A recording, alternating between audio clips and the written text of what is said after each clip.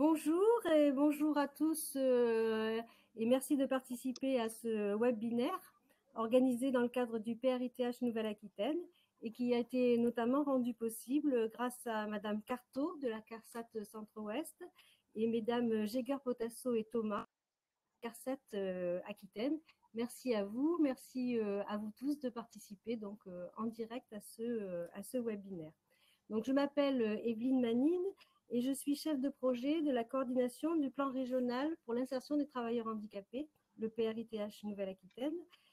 Pour faire un peu simple, ce PRITH est un plan d'action qui est co-construit et qui mobilise des acteurs à la fois opérationnels qui sont sur le terrain et qui travaillent auprès des personnes et institutionnels afin de trouver ensemble des solutions pour faciliter l'emploi et le maintien de l'emploi des personnes en situation de handicap. Donc, dans ce cadre, il est apparu nécessaire de s'intéresser aux personnes qui travaillent dans le secteur public et qui sont affiliées au régime général, c'est-à-dire les contractuels et les personnes qui ont un contrat de travail de moins de 28 heures. En effet, ces personnes sont, lorsqu'il s'agit en fait de maintien dans l'emploi ou de prévention de la désinsertion professionnelle, ces personnes sont un peu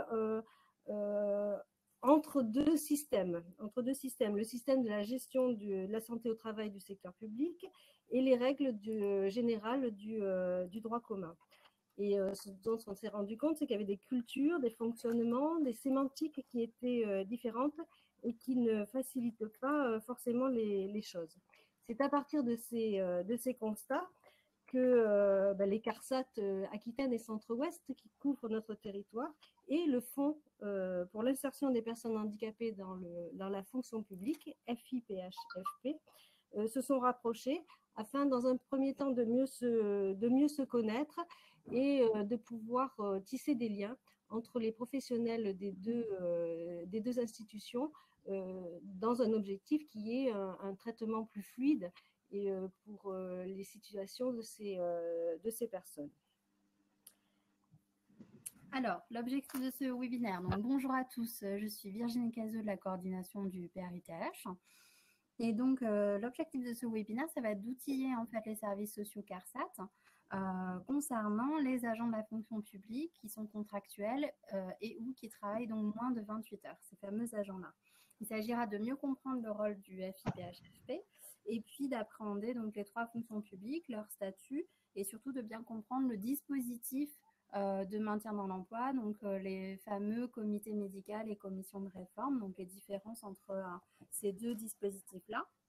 Et puis bien sûr, disposer d'une ressource de synthèse utile et surtout en fin de webinaire d'échanger ensemble sur l'ensemble des problématiques qui vous concernent pour assurer les droits de vos donc, ce webinaire, il va durer 2 heures et nous avons 3 intervenantes. Il s'agit de Madame qui est référente donc, régionale, Madame Cavroux qui est référente handicap du centre de gestion du 16 et Madame Gautronot qui est référente handicap du CDG 17. Bonjour. Voilà, je vois que le chat commence à fonctionner au niveau technique. Evelyne. Voilà.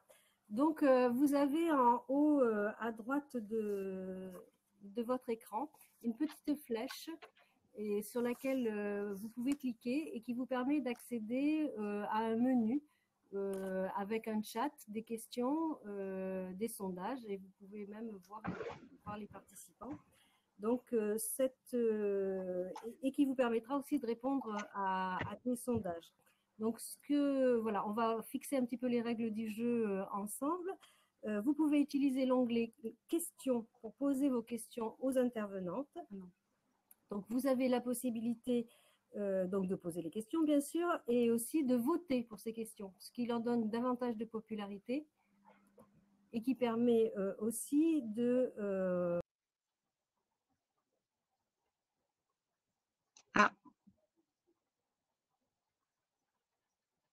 Petit souci technique, a priori.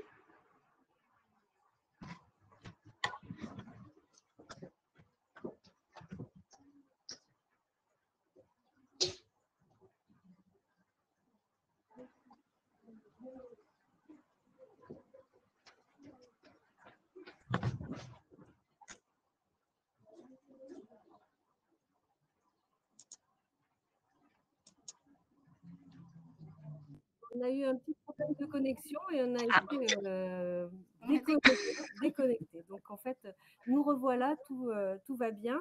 Donc, j'expliquais avant d'être coupée les règles du jeu par rapport à l'utilisation du chat. Donc, en haut à droite, une petite flèche qui vous permet d'accéder aux différents chats.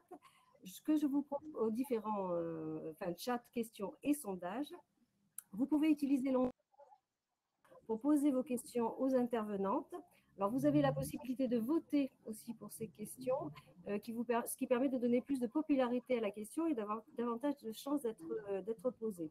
Alors, vous pouvez utiliser l'onglet chat, mais je vois que vous êtes déjà nombreux à l'avoir utilisé pour toutes les questions techniques ou pour échanger entre vous. S'il y a des questions qui sont posées, vous avez des réponses, vous pouvez tout à fait les poster sur ce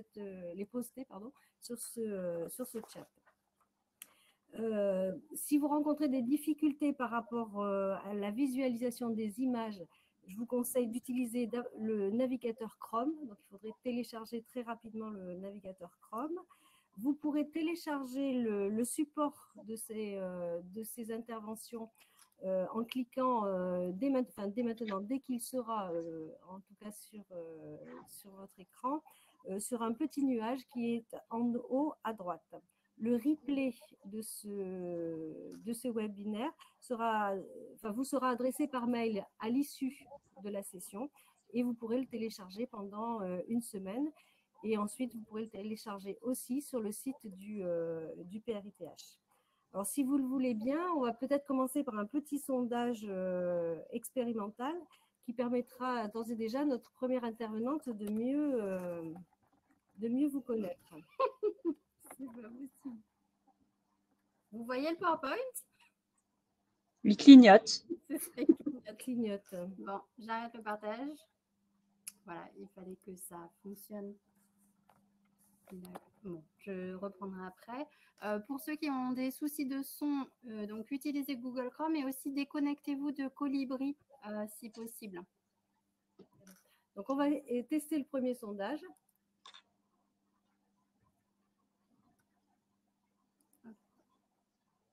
Donc, il s'agit en fait du département dans lequel vous travaillez. Ça y est, je l'ajoute. Voilà, donc il suffit d'aller sur la partie sondage et ensuite vous pouvez cliquer sur le département. Donc on peut voir qu'on a déjà quelques petites réponses. Voilà, super. Merci. Ah oui, voilà. Alors c'est très agréable parce qu'on sent que vous êtes bien là et que vous pouvez répondre. Alors on va essayer d'activer le partage d'écran sur le PowerPoint qui avait l'air tout à l'heure de clignoter et de scintiller. Ça va mieux? Ça a l'air d'aller mieux. Oui. Ouais, ça va très mieux. Bien. Super. Donc, donc voilà. Donc, Caroline Dekerle, donc, qui est déléguée régionale du FIPHFP, va prendre la parole. Donc voilà, Caroline, nous avons pour l'instant une petite majorité de personnes qui viennent du 33. Voilà. D'accord. Nous avons un petit nombre de répondants pour l'instant. Voilà. Okay, la parole est à vous, Caroline. Parfait. Eh bien, écoutez, bonjour à tous. Donc, effectivement, Caroline Dekerle, je suis la déléguée pour la région Nouvelle-Aquitaine pour le FIPHFP, donc le Fonds pour l'insertion des personnes en situation de handicap dans la fonction publique.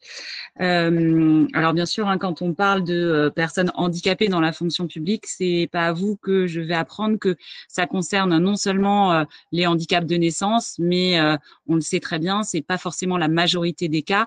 Donc, finalement, on parle aussi de santé au travail dans le cadre du handicap, puisque les situations de handicap au travail sont beaucoup plus larges que le handicap de naissance. D'ailleurs, à 80%, on n'est pas sur du handicap de naissance, on est aussi sur des accidents de la vie, les cancers, les maladies dégénératives, les allergies, voilà. Donc, bien évidemment, le spectre est beaucoup plus large que quand on pense juste handicap.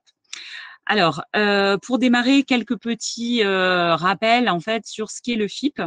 Alors, vous le savez peut-être, depuis la loi de 1987, les employeurs privés comme les employeurs publics ont cette obligation d'avoir 6% de personnes en situation de handicap parmi leurs effectifs. En 1987, le législateur, par contre, pose le principe que si l'employeur n'arrive pas à atteindre ce taux de 6%, il doit donc payer une contribution. Mais à l'époque, cette contribution, cette pénalité, elle n'est due que par les employeurs privés. D'où la création de l'AGFIP qui va collecter les pénalités dans le secteur privé. Et il va falloir attendre la loi de 2005 et plus particulièrement un décret de 2006 pour que le législateur pose le même principe dans le secteur public. Donc, non seulement les employeurs publics ont cette obligation de 6%, mais désormais, en 2006, si jamais ils ne l'atteignent pas, ils doivent aussi une contribution, donc création d'une structure. Et en l'espèce, c'est donc le FIP qui naît via un décret de 2006. Alors, le FIP, c'est un établissement public. Donc, on pourrait dire, si on voulait aller un peu rapidement, que c'est le pendant donc de l'AGFIP qui, elle, intervient pour le secteur privé. Par contre, à la différence donc de l'AGFIP, le FIP est un établissement public sous la tutelle de 5 ministères. C'est un établissement public situé à Paris qui est finalement relativement réduit en termes d'effectifs puisque toute la gestion financière et administrative du FIP a été confiée par le législateur à la Caisse des dépôts. Donc, en région, en fait, c'est très, très simple. Il n'y a pas besoin de savoir qui sont les interlocuteurs. En fait, il n'y en a qu'un. Il y a un délégué par région. Et donc, en l'espèce, j'occupe ces missions pour notre région Nouvelle-Aquitaine. Le FIP, donc, va intervenir sur les 3 segments de la fonction publique. La fonction publique d'État. Donc, en région, on va retrouver les employeurs des services déconcentrés de l'État, les services déconcentrés des ministères, les DRAC, les rectorats, par exemple. C'est vrai que sur ces établissements et ces services déconcentrés, souvent, c'est un petit peu plus, un petit peu plus compliqué parfois d'avoir des décisions parce que parfois, il faut se référer à chaque fois au niveau central. Bon, mais ça n'empêche pas qu'on arrive aussi à travailler et bien évidemment à travailler pour maintenir en emploi les agents de ces services déconcentrés. Et puis, vous avez aussi au niveau de la fonction publique d'État des employeurs qui sont davantage autonomes, comme les universités ou des gros établissements, comme je pense à Limoges, l'Agence des services et paiements, dont le siège est bien à Limoges et qui est donc totalement décisionnaire en région. On intervient aussi pour la fonction publique territoriale, donc c'est souvent une fonction publique que l'on connaît davantage, avec bien sûr les communes, les regroupements de communes, les syndicats, les communautés de communes, les communautés d'agglomération, les communautés urbaines, les métropoles, les départements aussi, et puis la région. Et enfin, la fonction publique hospitalière avec les CHU, les centres hospitaliers et les EHPAD, sachant que parmi les EHPAD, vous avez aussi des EHPAD qui dépendent pour certains de la fonction publique territoriale. Alors, le FIP, en fait, c'est donc un acteur institutionnel, un acteur majeur dans le déploiement de la politique en faveur de l'insertion professionnelle et du maintien dans l'emploi des personnes handicapées. Son modèle économique, c'est le même que la GFIP, c'est-à-dire que nos seules ressources, ce sont les pénalités que l'on perçoit par les employeurs donc qui ont plus de 20 ETP et qui ne respectent pas donc ce taux de 6%. Et avec ces financements, on va intervenir pour contribuer donc à recruter, à favoriser en tous les cas le recrutement par les employeurs publics de personnes handicapées, mais aussi à maintenir en emploi des personnes en situation de handicap. Donc, le FIP, c'est, comme je vous le disais, un institutionnel. Donc, à ce titre-là, en région, on va travailler avec l'État, avec la Directe, avec l'Agence régionale de santé, avec la GFIP, avec Pôle emploi, avec le Conseil régional, pour déployer sur les régions la politique nationale en faveur donc de l'inclusion professionnelle des personnes handicapées. Donc, ce qui est important, c'est de savoir que du coup, on va, comme la GFIP, cofinancer un certain nombre d'acteurs ou de prestataires en région auxquels les employeurs peuvent faire appel et donc faire appel de façon gratuite parce que justement, ces acteurs sont préfinancés en amont par le FIP pour les employeurs publics et par la GFIP pour le secteur privé. Donc, vous avez sûrement entendu parler, voire peut-être même cultivé des relations avec les Cap Emploi. Peut-être que certains connaissent aussi ce qu'on appelle les prestataires PASS, prestataires d'appui spécifiques, ou les récents dispositifs emploi accompagné. Ces trois prestataires ou ces trois acteurs sont des acteurs auxquels les employeurs publics peuvent bien sûr faire appel, puisque ce sont des acteurs qui vont leur permettre d'avoir une expertise, de leur apporter une expertise, notamment pour gérer des situations de maintien dans l'emploi. Donc, n'hésitez pas, quand vous-même vous accompagnez des agents du service public, éventuellement de pouvoir aussi faire appel à ces structures. Pour rappel, si on voulait aller très vite, les Cap Emploi, on peut considérer que, en gros, ce sont des généralistes du service, des généralistes plutôt du handicap. Ils font partie du service public de l'emploi. Ils interviennent certes pour l'insertion, mais aussi désormais pour tout ce qui est maintien dans l'emploi. Donc, ils peuvent faire des analyses de situation de travail, des études de poste. Vous avez ensuite les prestataires PASS, qui sont là, eux, on va dire, on pourrait considérer des experts sur une typologie de handicap. Donc, dans notre région, nous avons des structures qui ont été labellisées PASS psychique, PASS auditive, PASS moteur. Enfin, voilà, sur toutes les typologies de handicap, on a un prestataire PASS qui, lui, peut proposer à un employeur un diagnostic sur une situation et des préconisations et éventuellement un suivi, mais qui ne va pas être un suivi à durée indéterminée. Pour ça, il faut faire appel au dispositif emploi accompagné. Donc, vous avez dans notre région Nouvelle-Aquitaine une plateforme emploi accompagné par département. Et ce dispositif concerne plus particulièrement les situations de handicap psychique, les troubles de l'autisme ou la déficience mentale.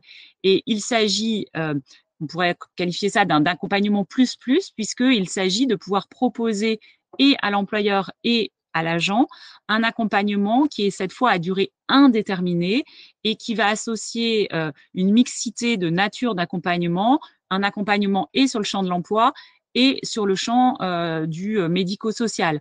Clairement, quelqu'un, par exemple, qui souffre de troubles d'ordre, par exemple, quelqu'un d'ordre bipolaire, on sait très bien qu'il va y avoir des hauts et des bas et que on n'a pas besoin d'un accompagnement juste pendant 6 mois. On a besoin de cet accompagnement et l'agent et l'employeur pendant toute la durée de la carrière de cet agent. Donc, c'est vraiment les dispositifs d'emploi accompagné qui peuvent servir de lien, qui peuvent faire cet accompagnement en proximité sur le terrain.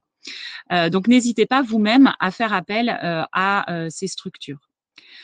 Ensuite, notre mission numéro 2, et ça a toujours été la volonté du FIP depuis sa création, c'est d'être au contact direct avec les employeurs publics pour les accompagner dans le cadre de leurs actions ou de leur politique handicap qu'ils mettent en œuvre.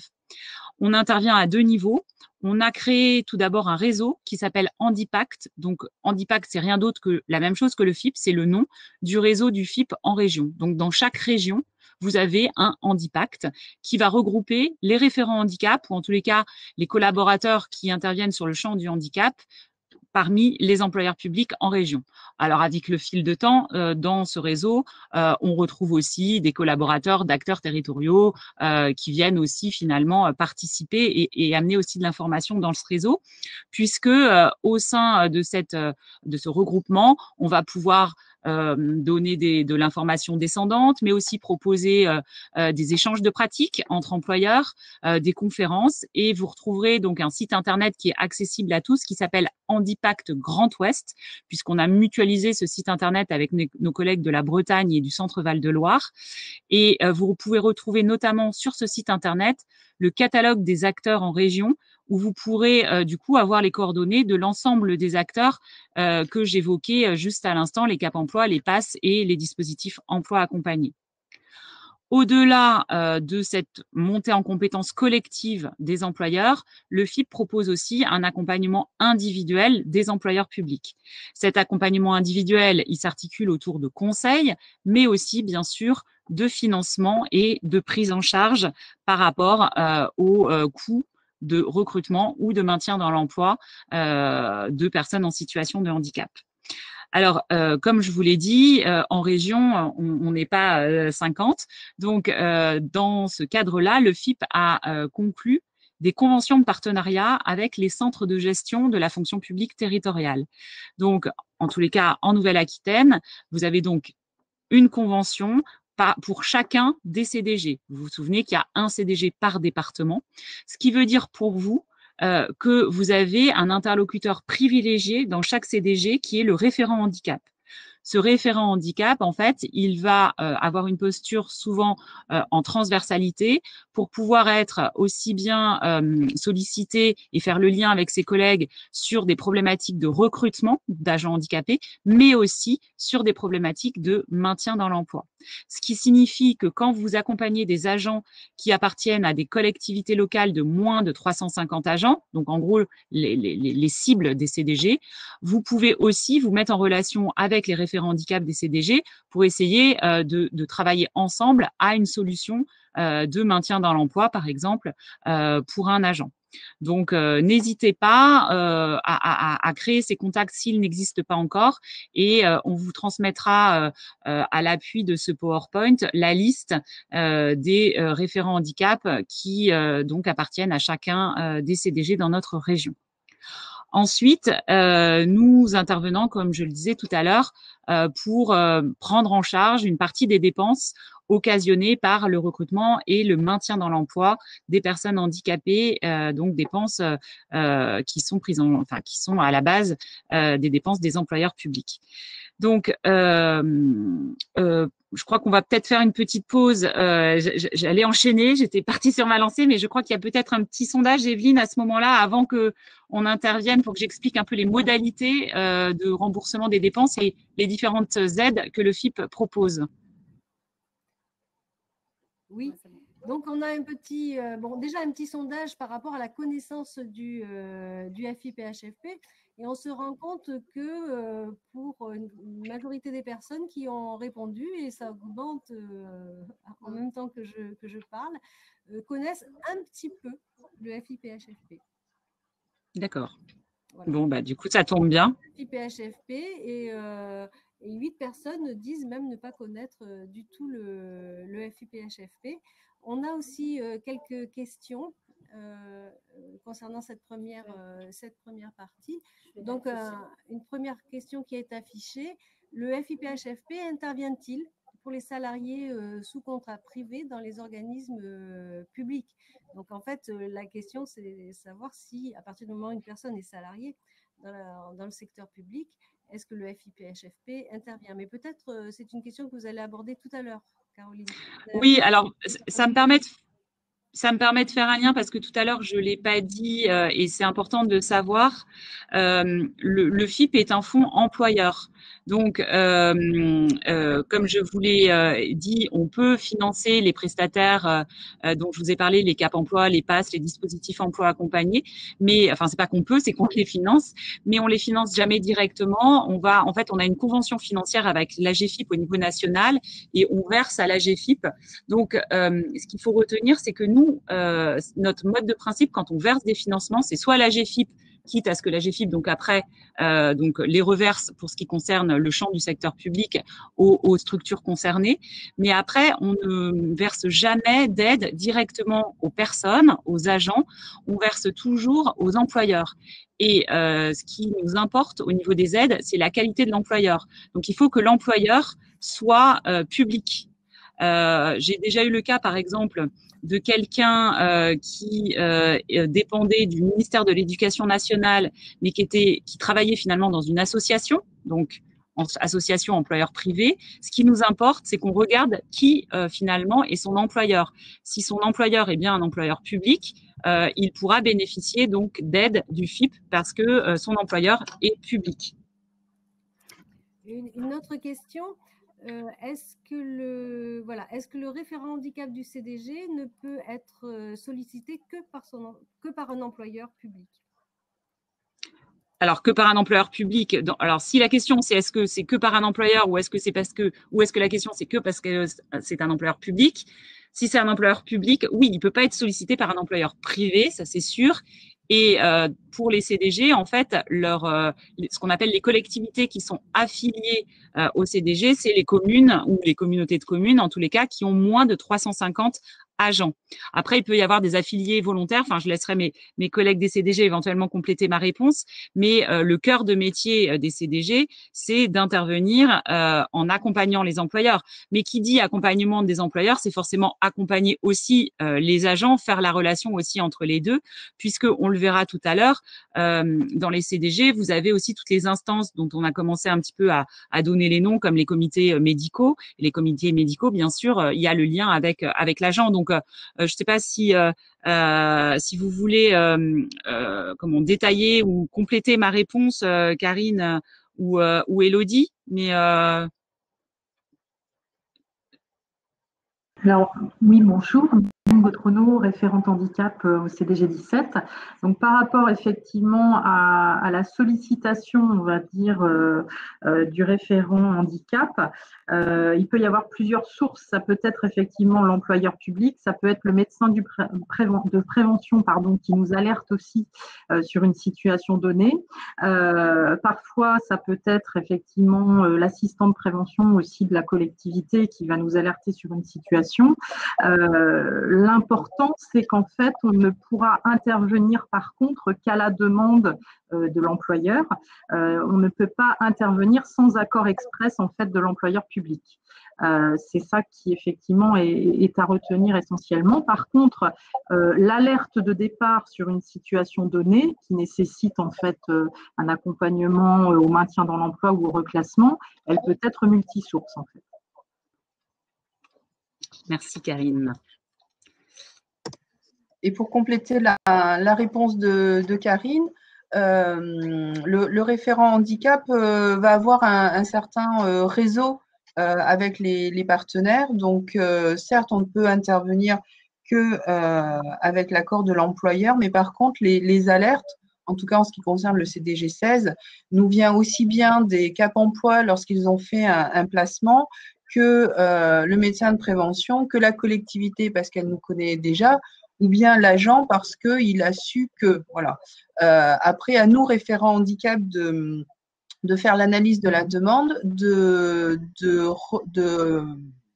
rencontrer les différents interlocuteurs et de trouver un petit peu un accord entre tout le monde. Si l'agent nous contacte en disant moi j'ai un problème mais je veux surtout pas que mon employeur soit au courant, bien évidemment on va pas pouvoir agir sur son poste. Donc on peut l'écouter mais il y aura pas d'action derrière.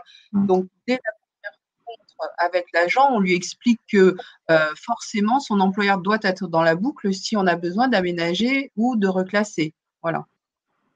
Ce qu'il faut peut-être préciser, c'est que si on devait vraiment simplifier un petit peu le rôle des CDG, on pourrait qualifier les CDG de services RH en règle générale pour toutes ces petites communes ou petites collectivités. Donc forcément, il y a une relation de proximité qui existe entre les élus de ces communes et le CDG. Donc voilà, cet accompagnement ne peut pas se faire de l'agent sans mettre dans la boucle, bien sûr, l'employeur. C'est vrai qu'on peut avoir aussi un rôle un petit peu de facilitateur ou de médiation entre un agent et son employeur. Et je dirais que dans plus de la moitié des cas, c'est une incompréhension entre les deux et ça se solutionne rapidement quand on met des gens face à face, mais avec une tierce personne pour être médiateur. Très bien, je vous remercie pour cette réponse. Je vais vous afficher une dernière question qui est en lien. Du coup, bonjour, faut-il passer par le médecin du travail pour joindre le référent handicap? Ça me paraît intéressant comme question. Donc, comme je disais tout à l'heure, non, il n'y a pas besoin de passer obligatoirement, en tout cas pour le CDG 16, par le médecin de prévention. Mais comme je le disais tout à l'heure, et le médecin de prévention et l'employeur, si on veut avancer dans les réponses à apporter à l'agent, devront être dans la boucle. Surtout que nous, référents handicap, on est sur les propos de l'agent, alors que le médecin est sur des faits médicaux à avancer. Voilà. Nous, on peut pas avoir un avis médical sur la situation de l'agent. Alors, pour compléter ce que vient de dire Elodie, effectivement, moi je dirais que si on nous contacte sans que l'on ait connaissance des restrictions médicales ou des besoins, en fait, dire d'accompagnement en fait de l'agent en matière de santé, ce qui est clair, c'est que l'on va demander de toute façon de reboucler vers le médecin de prévention pour objectiver justement la situation de santé et pouvoir connaître à la fois les restrictions, les recommandations à prendre en compte et aussi les capacités restantes pour adapter au mieux justement les conditions d'emploi. Donc, il y aura un nécessaire passage en début d'accompagnement en fait de l'agent vers le médecin du travail pour effectivement faire un état des lieux de la situation de santé, ce qui permettra après d'aborder l'étude ensuite de sa situation dans l'environnement de travail. Et puis, il ne faut pas oublier que sur la plupart des aides du FIP, de toute façon, elles sont sur préconisation médicale. Oui, donc, de toute façon, le lien avec le médecin du travail ou le médecin de prévention est forcément requis. Merci pour les Du coup, questions. Ouais, je continue, c'est ça? Voilà. C'est parfait.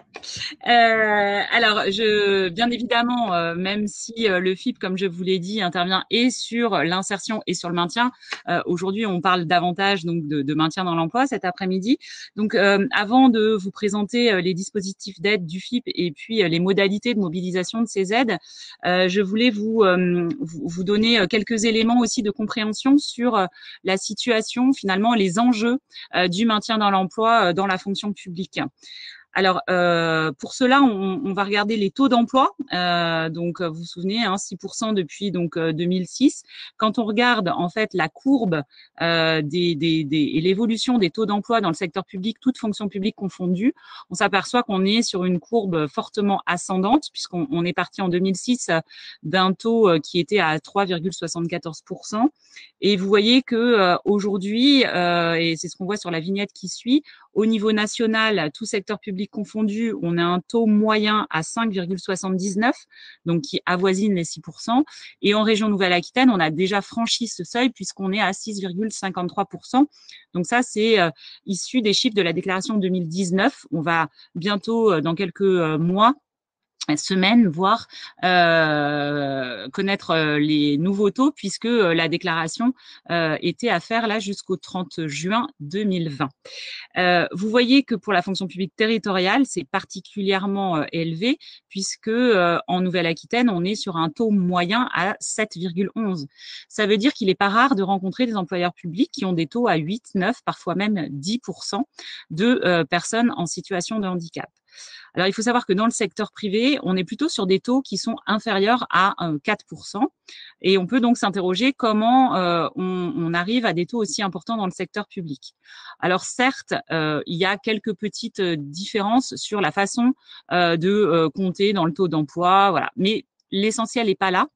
L'essentiel, ce qu'on peut constater, c'est que si ces taux d'emploi dépassent les 6%, c'est d'une part, certes, parce que les employeurs publics ont fait des efforts de recrutement de travailleurs handicapés, mais c'est aussi parce que leurs propres agents ont basculé en situation de handicap en cours de carrière. Donc, c'est des agents qui, quand ils sont rentrés dans la fonction publique, n'étaient pas en situation de handicap et basculent, comme je le disais, avec une RQTH en cours de carrière notamment. Alors, pourquoi? Eh bien, il y a 3 facteurs cumulatifs qui viennent en fait aggraver la situation. C'est d'une part le vieillissement des effectifs du secteur public. En règle générale, le taux, l'âge moyen, c'est plutôt 48, 49 ans dans le secteur public. Mais si on regarde la classe d'âge 55 à 65 ans, elle est fortement représentée puisque vous voyez sur les chiffres de l'INSEE une prévision de plus de 600 000 agents de plus de 55 ans en 2025, alors qu'ils étaient moitié moins en 2010. Donc, on a une problématique de vieillissement qui, en plus, s'inscrit dans un contexte où on a eu des réformes de retraite, enfin plusieurs réformes des retraites qui ont allongé les carrières dans le secteur public. Et vous rajoutez la dernière couche qui est la pénibilité de certains métiers. Alors effectivement, dans le secteur public, on ne travaille pas avec l'amiante, mais dans la fonction publique territoriale, vous avez des métiers qui usent, comme les agents des routes, les agents des cantines, les agents des crèches. Dans le secteur public hospitalier, ça va être les infirmières, les aides-soignantes surtout, qui se retrouvent inaptes à 40 ans. Donc, on peut même dire de façon peut-être un peu provocatrice que le secteur public fabrique du handicap. Donc, toutes ces caractéristiques ont fait que les employeurs publics, depuis ces dernières années, ont pris conscience qu'ils ne pouvaient pas s'affranchir d'actions et de politiques en matière de maintien dans l'emploi.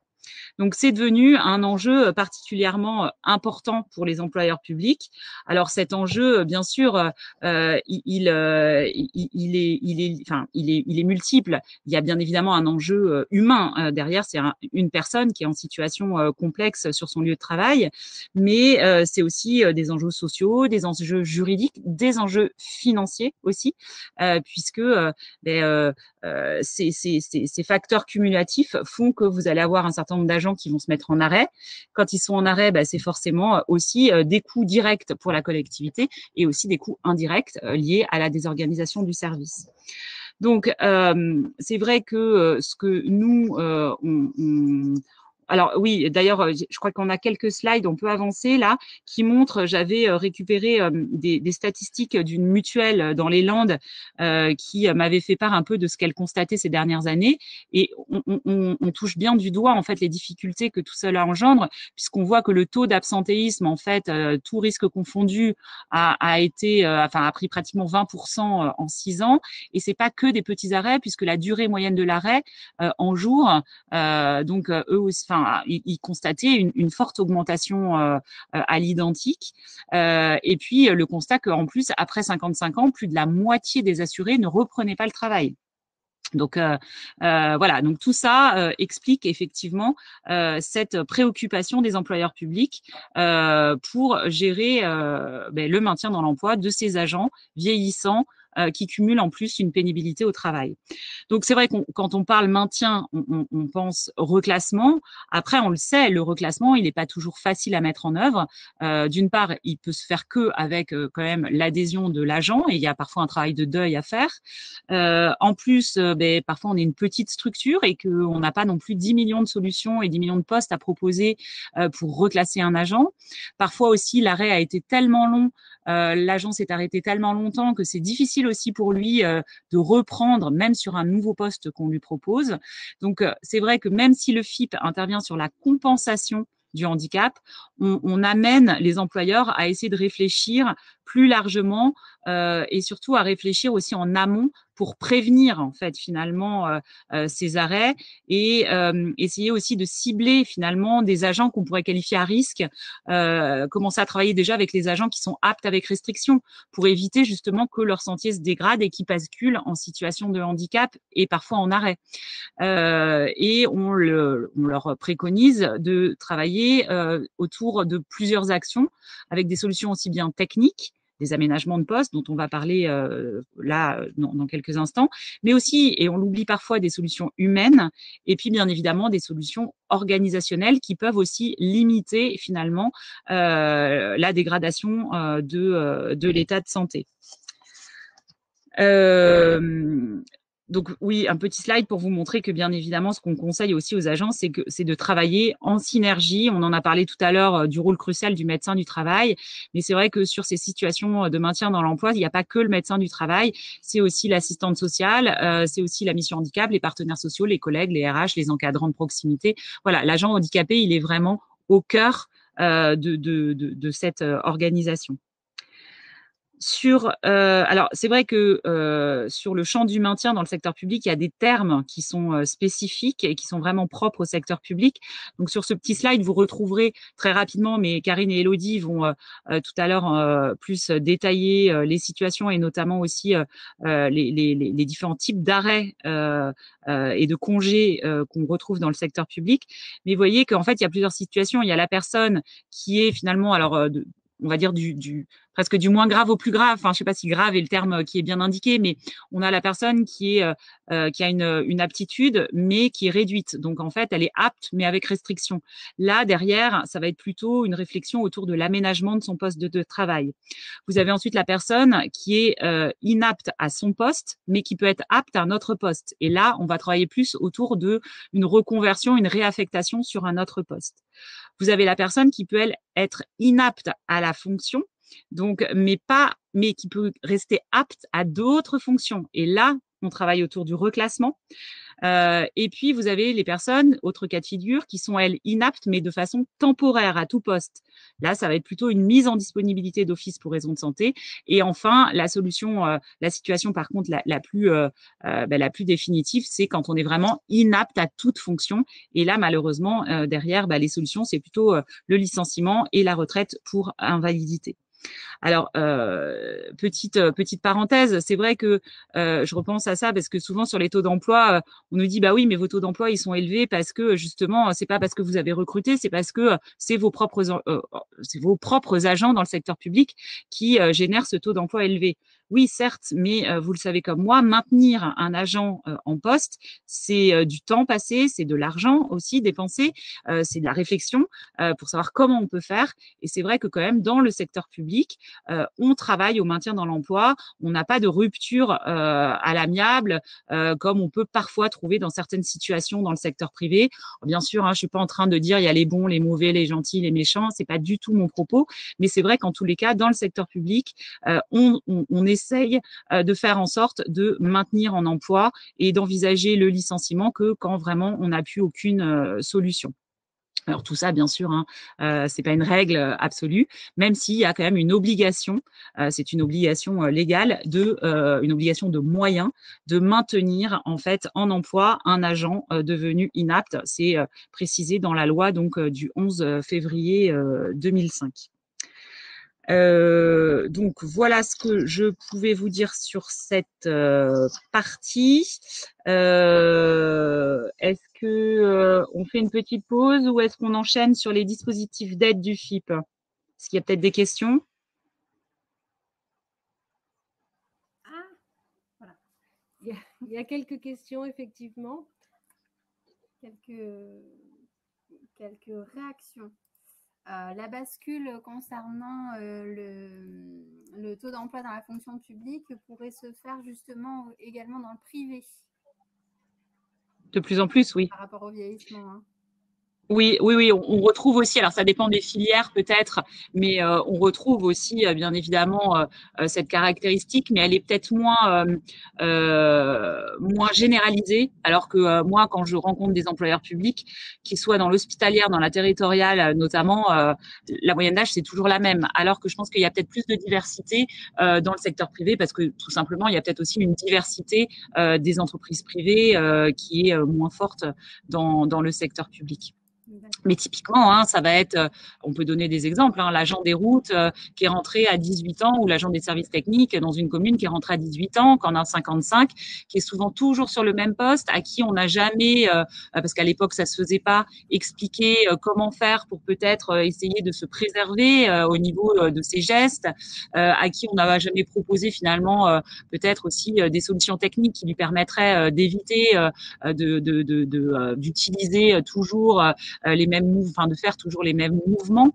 Et du coup, cet agent, à force de tirer un peu sur la corde, et puis l'âge venant, bascule en situation de handicap avec une RQTH. Enfin, c'est des situations assez classiques et qu'on rencontre très souvent, par contre, chez les employeurs publics. Ça me permet de faire le lien avec la réponse d'après concernant la question d'après, donc concernant les agents qui sont mis en retraite pour inaptitude, notamment dans les CHU. Y en aurait-il de plus en plus? Oui, enfin de plus en plus. Alors, c'est pas propre au CHU, c'est pas.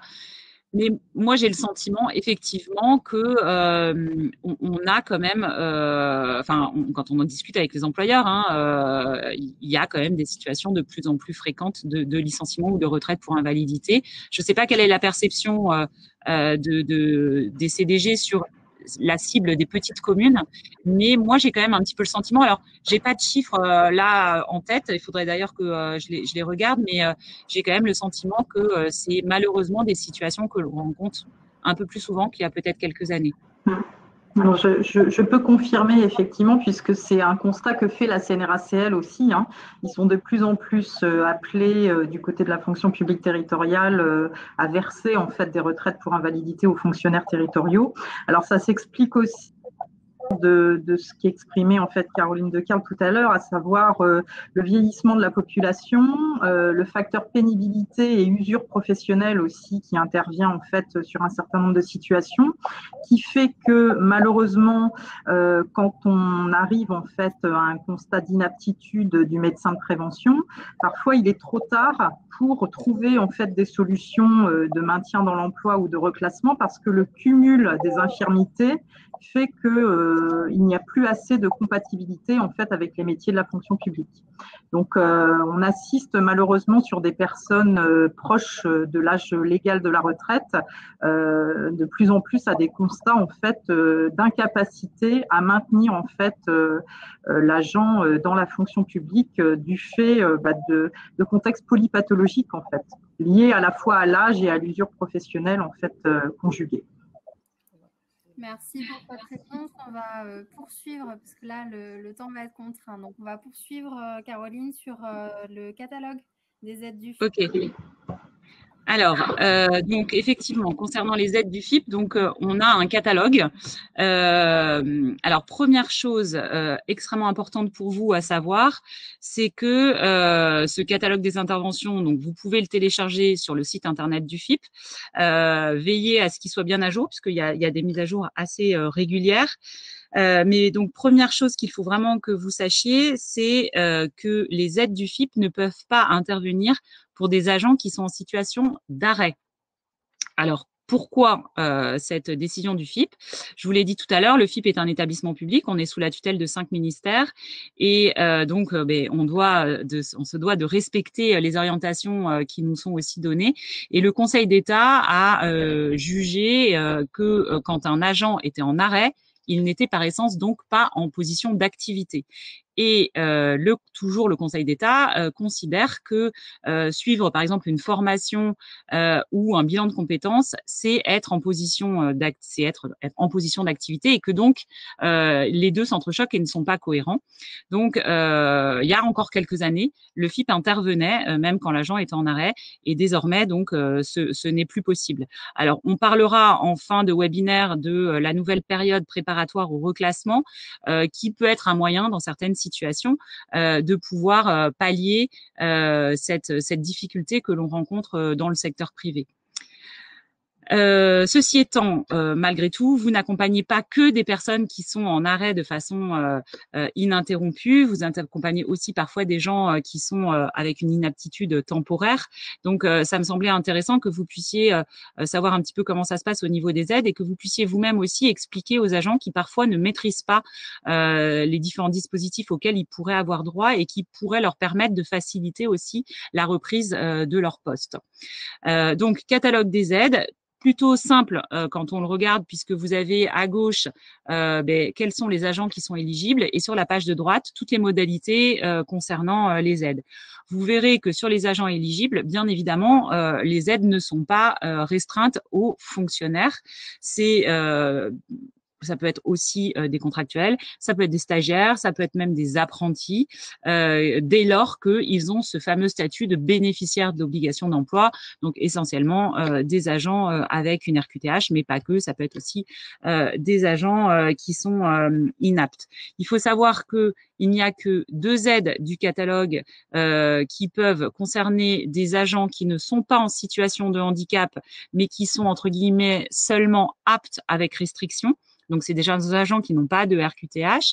On peut intervenir, enfin, l'employeur, s'il décide de faire une étude de poste ou un aménagement du poste de travail de la personne qui est donc simplement apte avec restriction, ça sera pris en charge par le FIP. Alors, au niveau des principales interventions que le FIP propose sur le maintien dans l'emploi, vous voyez qu'elles sont assez larges. On pense souvent aménagement de poste, études ergo, mais en fait, il y a beaucoup plus de choses que ce simple aménagement de poste.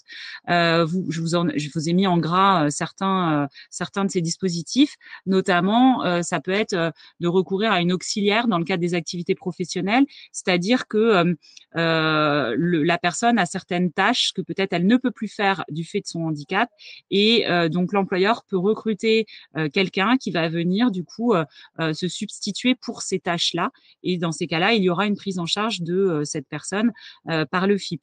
Au niveau des formations pour un projet de reconversion, le FIP intervient dès lors que l'agent en fait a une situation qui est reconnue de façon administrative par rapport à sa situation médicale. Donc, il faut que le comité médical se soit prononcé à minima sur le fait que la personne est inapte à son poste, pas forcément à tous les postes, mais au moins inapte à son poste et que du coup, dans cette perspective-là, elle se doit de travailler à un projet de reconversion.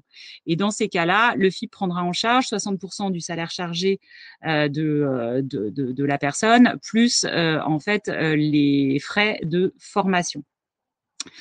Comment le FIP va intervenir? Pour la majorité des employeurs, ils sont sur ce qu'on appelle la plateforme Internet des aides du FIP. Donc, c'est une plateforme Internet, par essence donc dématérialisée, qui est gérée par la Caisse des dépôts à Paris. Donc, on n'a pas une instruction en région des dossiers. Et l'employeur va se connecter sur cette plateforme. Il va déposer son dossier. Ça veut dire que, du coup, le FIP intervient en remboursement. Donc, il doit avancer en termes de trésorerie. Donc, il va déposer tous les justificatifs, la facture, sachant que l'employeur peut quand même aussi faire une demande sur la base d'un devis pour être certain de combien le FIP va pouvoir lui rembourser. Donc, voilà, ça se fait vraiment sans… il n'y a pas d'approche conseil puisque c'est une plateforme Internet. Il faut savoir que les montants sont limités à 40 000 € par an. Donc, un employeur public qui est sous plateforme ne peut pas avoir plus de 40 000 € par an. Mais bon, avec 40 000 €, généralement, on arrive à faire suffisamment. Dernière chose, bien évidemment, le FIP, comme la GFIP d'ailleurs, intervient en termes de surcoût, donc de compensation aussi raisonnable du handicap. Et en termes de surcoût, ça veut dire que si la personne a besoin, je sais pas moi, d'un siège ergonomique qui coûte 400 €, on va pas prendre les 400 €, on va prendre le différentiel entre ce coût de 400 € et le coût d'un fauteuil classique qui coûte peut-être 100 €. Donc, on interviendra sur les 300 €. Cette notion de surcoût, elle est importante à garder en tête. Vous avez ensuite une autre catégorie d'employeurs, ce sont les employeurs qui sont sous convention. Donc, les employeurs qui sont sous convention, ce sont forcément des employeurs qui ont au moins 650 agents. Ça ne veut pas dire que tous les employeurs de plus de 650 agents sont sous convention. C'est une possibilité pour eux de choisir à être soit sous convention FIP, soit sous plateforme. Par contre, les plus petits, eux, ne peuvent être que sous plateforme. Pourquoi ? Parce que être sous convention, ça veut dire que l'employeur, en fait, décide d'aller un peu plus loin que l'accompagnement individuel de ses agents pour véritablement porter une politique interne RH en matière de handicap. Donc, une politique qui va être transversale, qui va aussi bien concerner la sensibilisation, la communication des collectifs de travail autour de la situation de handicap, qui va concerner bien sûr des actions en matière de maintien dans l'emploi et aussi en matière de recrutement. Ça veut dire aussi que cet employeur s'engage forcément à avoir un référent handicap qui va mettre en œuvre cette politique handicap pour laquelle l'employeur va aussi prendre des engagements, notamment sur le recrutement, donc des engagements chiffrés à recruter des travailleurs handicapés. Et dans ce cadre-là, donc, il va travailler à une convention. Une convention, c'est pas juste un bout de papier qu'on signe pour faire beau, c'est vraiment un vrai travail d'élaboration qui peut mettre 3, 4, 5, 6 mois. L'employeur travaille en mode projet, en lien bien sûr avec le délégué régional du FIP. Et puis, on va arriver à la fin à une convention avec un plan de financement, avec une somme sur laquelle le FIP s'engage à verser un montant de crédit et il y aura bien sûr un cofinancement de l'employeur sachant que l'intérêt aussi, c'est que le FIP va préfinancer cette convention. Donc, imaginons que l'employeur arrive à une convention à 400 000 € sur 3 ans, puisque ces conventions sont sur 3 ans, mais peuvent être renouvelées sur plusieurs périodes triennales. Et si sur ces 400 000 €, le FIP s'est engagé à verser 300 000 €, il va verser pour démarrer 100 000 à l'employeur. Au bout d'un an, l'employeur va devoir rendre des comptes, expliquer ce qu'il a fait de ces 100 000, bien sûr donner les justificatifs. Et puis, on va calculer combien il a besoin pour amorcer son année 2, ainsi de suite jusqu'à 3 ans. Donc, c'est véritablement un outil RH. Donc, c'est important pour vous que vous ayez connaissance des employeurs qui sont sous convention en Nouvelle-Aquitaine, parce que si vous accompagnez un agent qui dépend de ces employeurs, forcément, ça veut dire que vous avez un contact privilégié avec un référent handicap que vous pouvez contacter pour, de la même façon que les référents handicap des CDG, peut-être réfléchir avec lui sur quelle solution on peut mettre en œuvre, ou alors parfois quand il y a des blocages et qu'on se comprend pas bien, voilà, ça peut être un interlocuteur, parce que la complexité sur ces grosses structures, c'est de savoir aussi qui fait quoi et quel est finalement l'interlocuteur à privilégier. Donc, on vous a mis la liste là des principaux employeurs publics en région qui sont sous convention. Vous voyez que parfois, il peut y avoir aussi des conventions groupées. C'est le cas souvent avec les villes qui sont souvent sous convention unique, ville, agglomération, CCAS. Et donc, l'ensemble des agents de la ville, de l'agglo et du CCS sont couverts par la convention. On vous communiquera la liste des référents handicap qui correspondent à chaque employeur avec leurs coordonnées mail, de façon à ce que vous puissiez donc, le cas échéant, vous mettre en relation avec eux.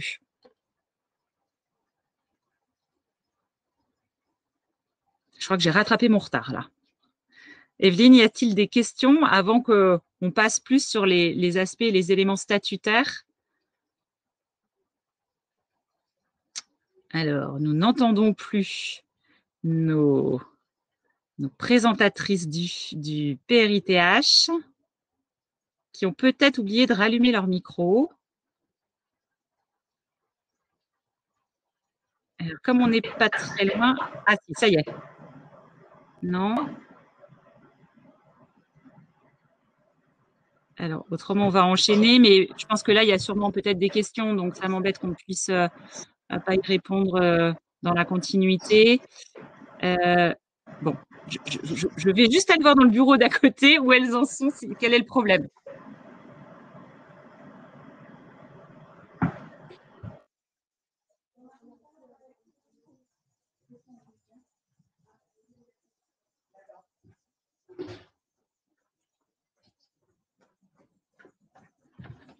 Donc, les joies du direct, comme on dit à la télévision, elles n'arrivent plus à afficher le micro, mais elles vont nous afficher a priori les questions que peut-être vous pouvez aussi peut-être nous poser dans le cadre du chat, puisqu'on a une visibilité sur le chat.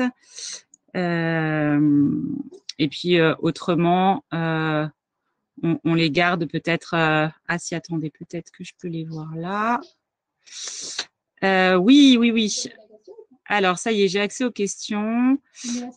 Alors, à quel moment au cours d'un arrêt le comité médical… Alors, tout ce qui est comité médical, justement, je le laisse pour nos amis du CDG qui pourront répondre sur les instances, donc ils répondront à vos questions. Des aides comme l'auxiliaire, par exemple, peuvent-elles être pérennes? Ça c'est une colle, mais j'ai mon catalogue des aides, donc je regarderai tout à l'heure et je vous répondrai.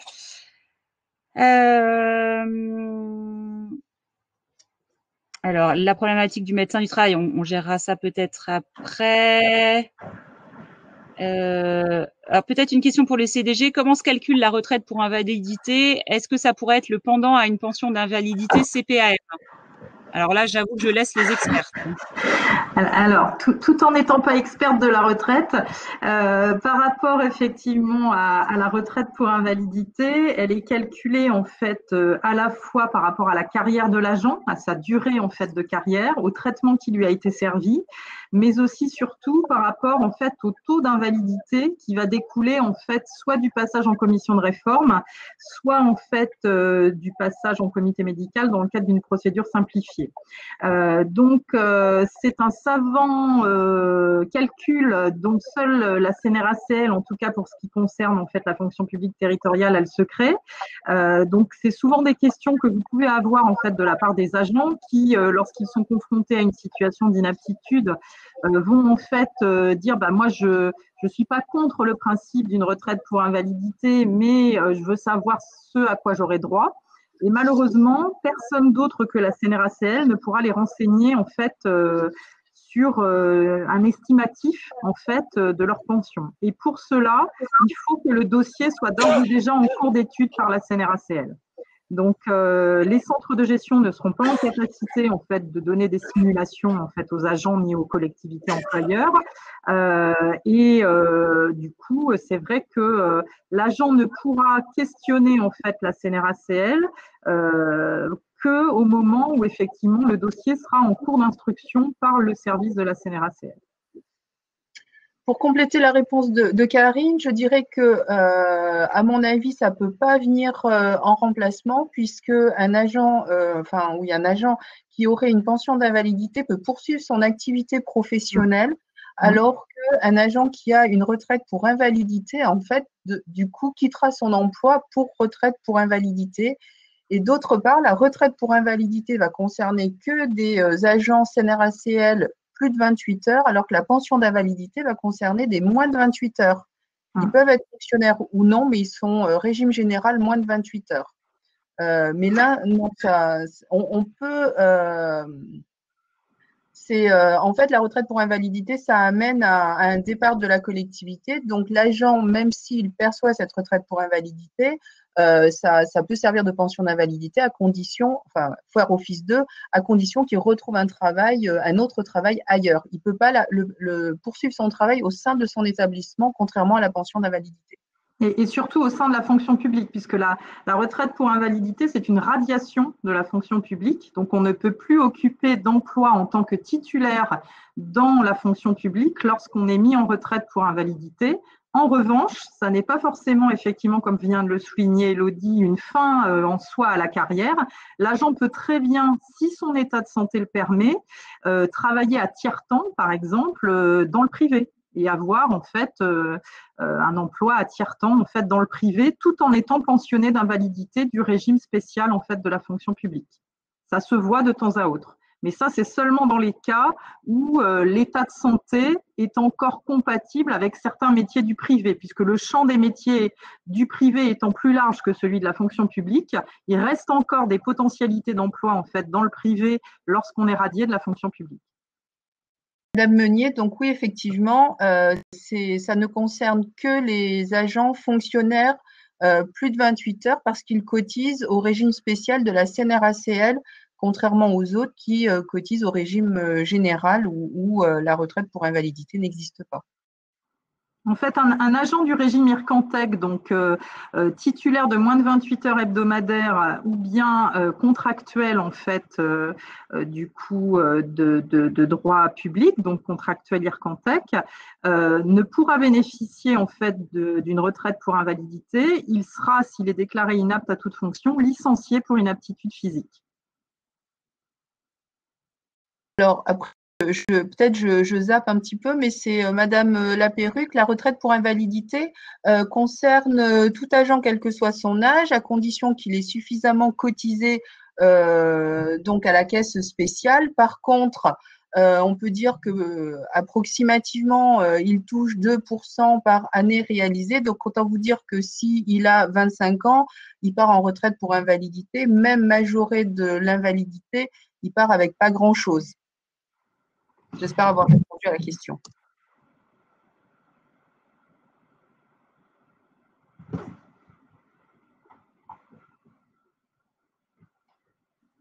Éligible tous les ans, donc il n'y a pas. La seule chose, c'est qu'il faut faire la demande tous les ans, mais autrement, il n'y a pas de durée limitée. C'est limité à 5 heures par jour dans la limite donc de 228 jours maximum par an. Donc autant vous dire pratiquement un temps plein. sur toute l'année. Alors, on n'a plus le son avec nos organisatrices, mais on va improviser et on va continuer. Donc, je vous propose que désormais on puisse donner la parole l'idée, c'était de donner la parole à Karine Gautre-Renaud pour qu'elle puisse nous présenter des éléments sur les instances et les éléments statutaires qui concernent le maintien dans l'emploi et notamment toute la différence entre effectivement les régimes du régime général et les régimes CNRACL concernant notamment la typologie d'arrêt, de congé. Mais avant ça, juste un petit intermède pour introduire cette séquence avec donc Élodie Cavreau, la référente handicap du CDG 16. On a demandé à Élodie si elle pouvait nous faire part de quelques situations qu'elle avait pu rencontrer ces dernières années qui posent justement cette nécessité d'améliorer ou les liens entre la CARSAT, les assistants sociaux et les référents handicap, parce que parfois on se retrouve avec finalement un agent qui est un peu entre les deux régimes, alors qu'on s'aperçoit qu'il y a des zones qui sont communes. Donc, Élodie, je vous laisse la parole. Alors, assez rapidement, parce que du coup, on est en retard, mais pour nous faire part de quelques situations que vous avez eu l'occasion de rencontrer. Donc, bonjour, Élodie Cavreau, je suis psychologue du travail et je suis référente au centre de gestion de la Charente. Donc, mon propos, il est pour illustrer et pour faire le lien entre la présentation de Caroline Dekerle et de Karine Gautre-Renaud. On a aujourd'hui de plus en plus de situations de restrictions médicales pour des contractuels. Il faut savoir qu'en plus, on en aura de plus en plus par l'évolution des textes. La particularité de la fonction publique territoriale, c'est qu'il y a une culture du maintien puisque il est très rare de licencier un agent. Donc, je souhaitais vous présenter deux situations. Le premier, c'est Monsieur P, donc un homme de 46 ans, qui a eu un accident du travail en 2000 et qui avait besoin de reprendre confiance et surtout de retrouver un premier poste suite à cet accident avec des contre-indications sur les membres inférieurs. Il a donc signé un PEC dans une collectivité de moins de 1000 habitants qui est composée de 3 agents, dont un seulement est titulaire. Il a signé donc un CDD PEC d'une année. Satisfaite de son travail, la collectivité souhaite le pérenniser dans son emploi et donc signe un CDD avant stagiairisation d'une année. Pas de chance, durant cette année, il a une rechute de son accident du travail avec une consolidation de l'AT vers l'inaptitude. Ne connaissant pas, et c'est aussi de là que vient l'origine d'une recherche de rapprochement entre nos deux services, c'est que moi, j'avais travaillé avec l'employeur un projet de reconversion. L'employeur, sur une toute petite collectivité, n'avait pas moyen de lui consacrer un 35 heures. Donc, il s'est rapproché des mairies avoisinantes pour créer un mi-temps d'ASVP, donc qui aurait nécessité formation.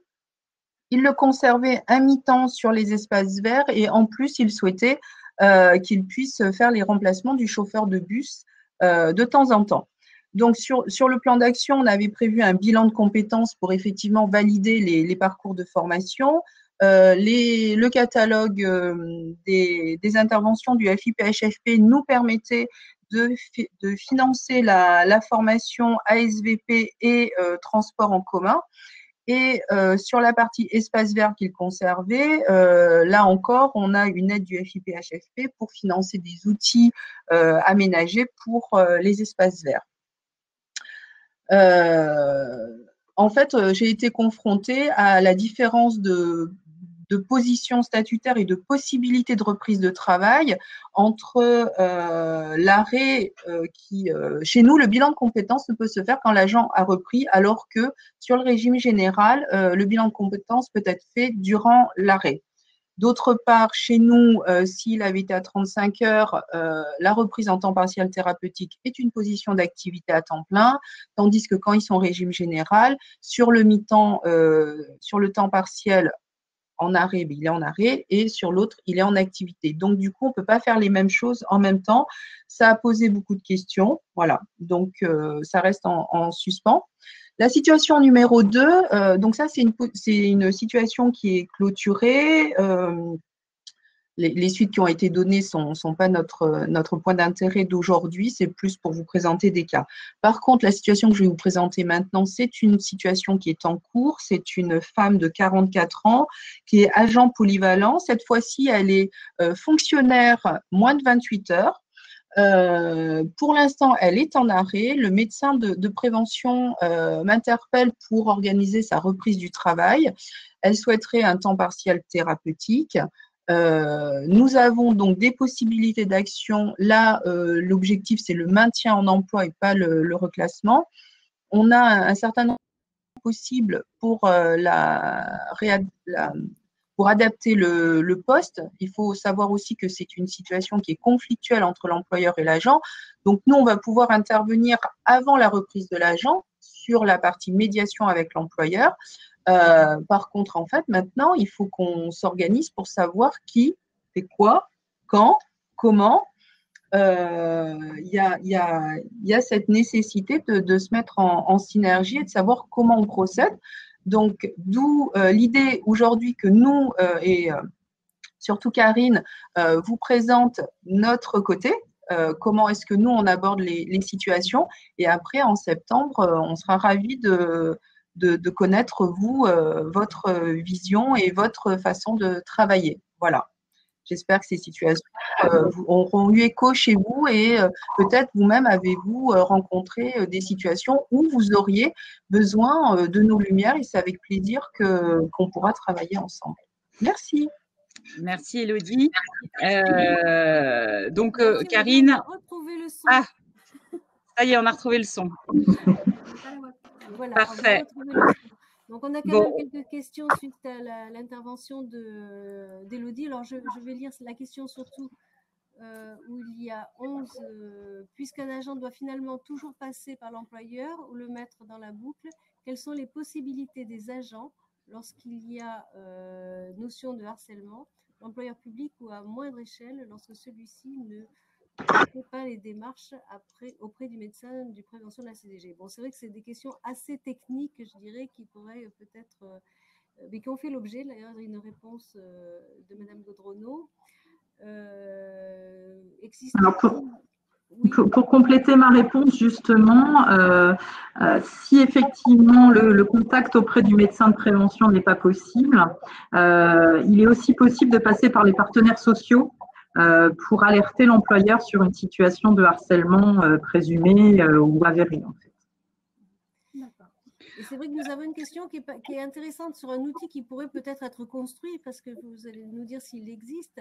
Donc, concernant les publics qui sont communs, donc à la fonction publique et au CARSAT, contractuel et contrat de moins de 28 heures, est-ce qu'il existe un tableau, un récapitulatif de leurs droits de façon spécifique? Alors, ça fait peut-être du coup le lien avec l'intervention de Karine à qui on va laisser la parole, puisque, alors même si c'est une partie de la réponse, puisque dans l'intervention de Karine, on verra justement en fonction de la situation de l'agent, à quoi il a le droit, notamment sur les aspects rémunération pendant les différentes formes de congés qui peuvent exister, aussi bien les congés d'origine non professionnelle que les congés professionnels. Après, on pourrait le compléter effectivement et puis faire un tableau synthétique. C'est effectivement quelque chose qui pourrait être intéressant à proposer, notamment dans le cadre du PRIT.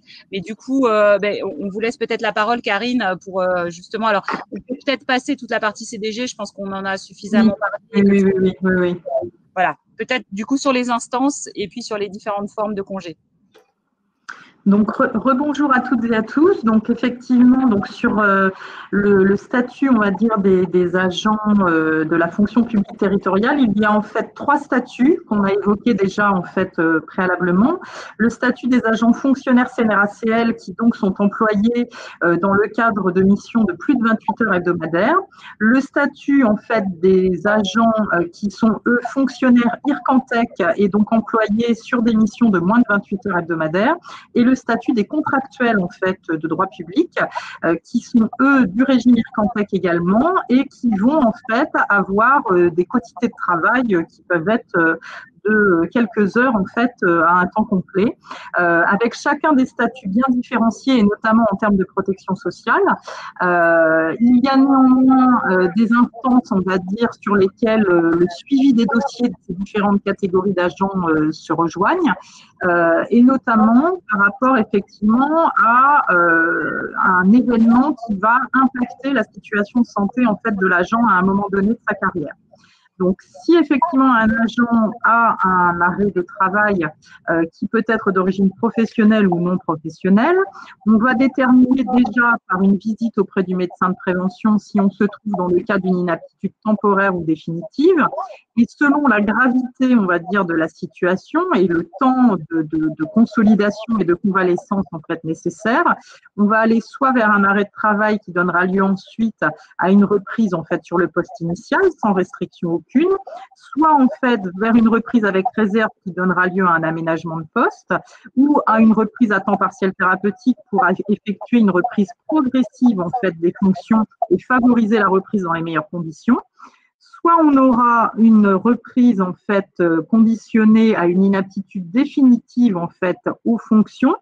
Donc, il y a deux niveaux dans l'inaptitude aux fonctions. Il y a soit l'inaptitude au poste où effectivement l'agent peut encore exercer un autre emploi du même grade s'il est adjoint technique, il est inapte à son poste d'agent de voirie, mais en revanche, il peut exercer comme magasinier en fait au centre technique municipal. Donc, il restera dans le même grade et donc il sera réaffecté sur un autre poste de son grade. Et autre cas possible, l'inaptitude en fait aux fonctions du grade, où là, il devra être reclassé avec la PPR dont on parlera tout à l'heure. Lorsqu'il y a une inaptitude à toute fonction, donc de la fonction publique, dans ce cas-là, selon le statut, ce sera la retraite ou le licenciement qui interviendra.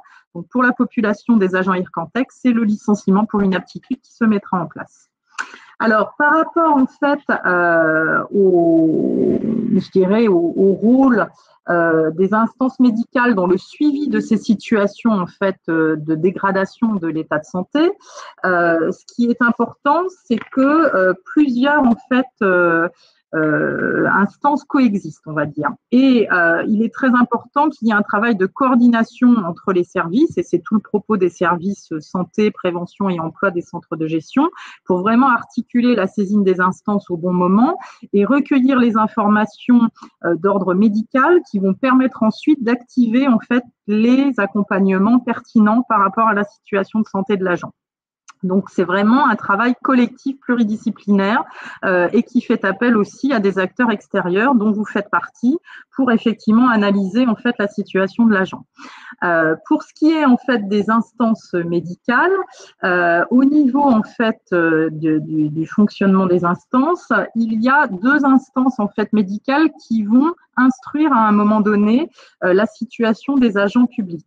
Il y a tout d'abord la commission de réforme qui, elle, ne concerne que les agents fonctionnaires CNRACL, donc vous n'aurez pas normalement ou très marginalement à être interpellé sur des situations en fait de cette catégorie-là.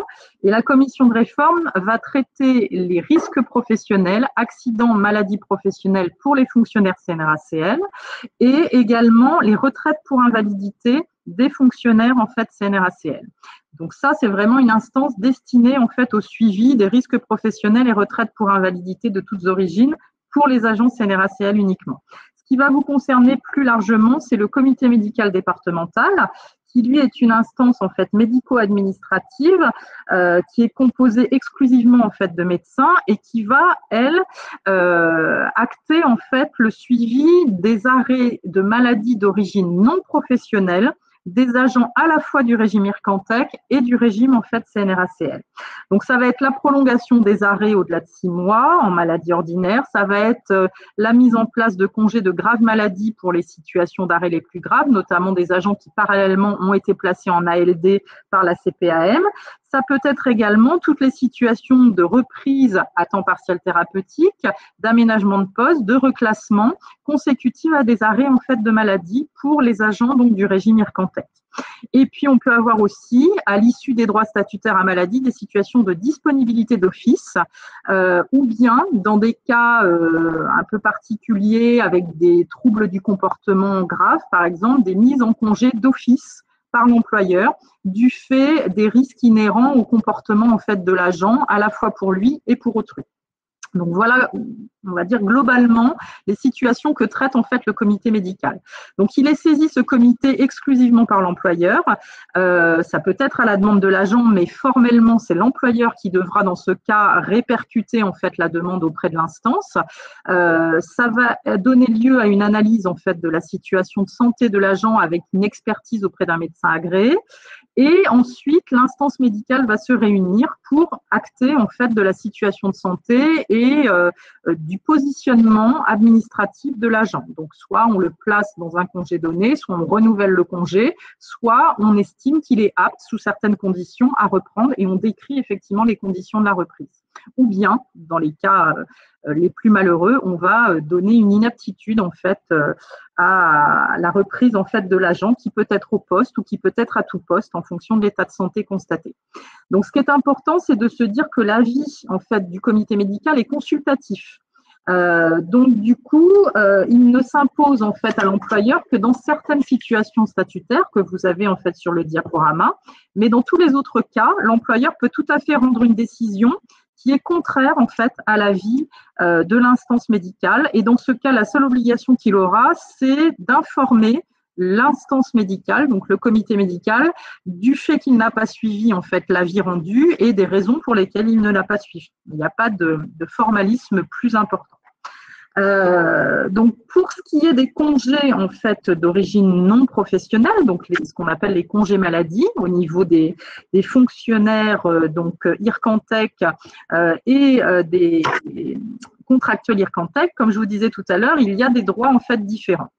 Ce qui est très important, c'est que dans tous les cas, l'agent qui est dans une situation en fait qui le rend dans l'impossibilité en fait de travailler doit présenter un arrêt de travail à son employeur et doit en fait le faire sous des délais qui sont fixés en fait réglementairement.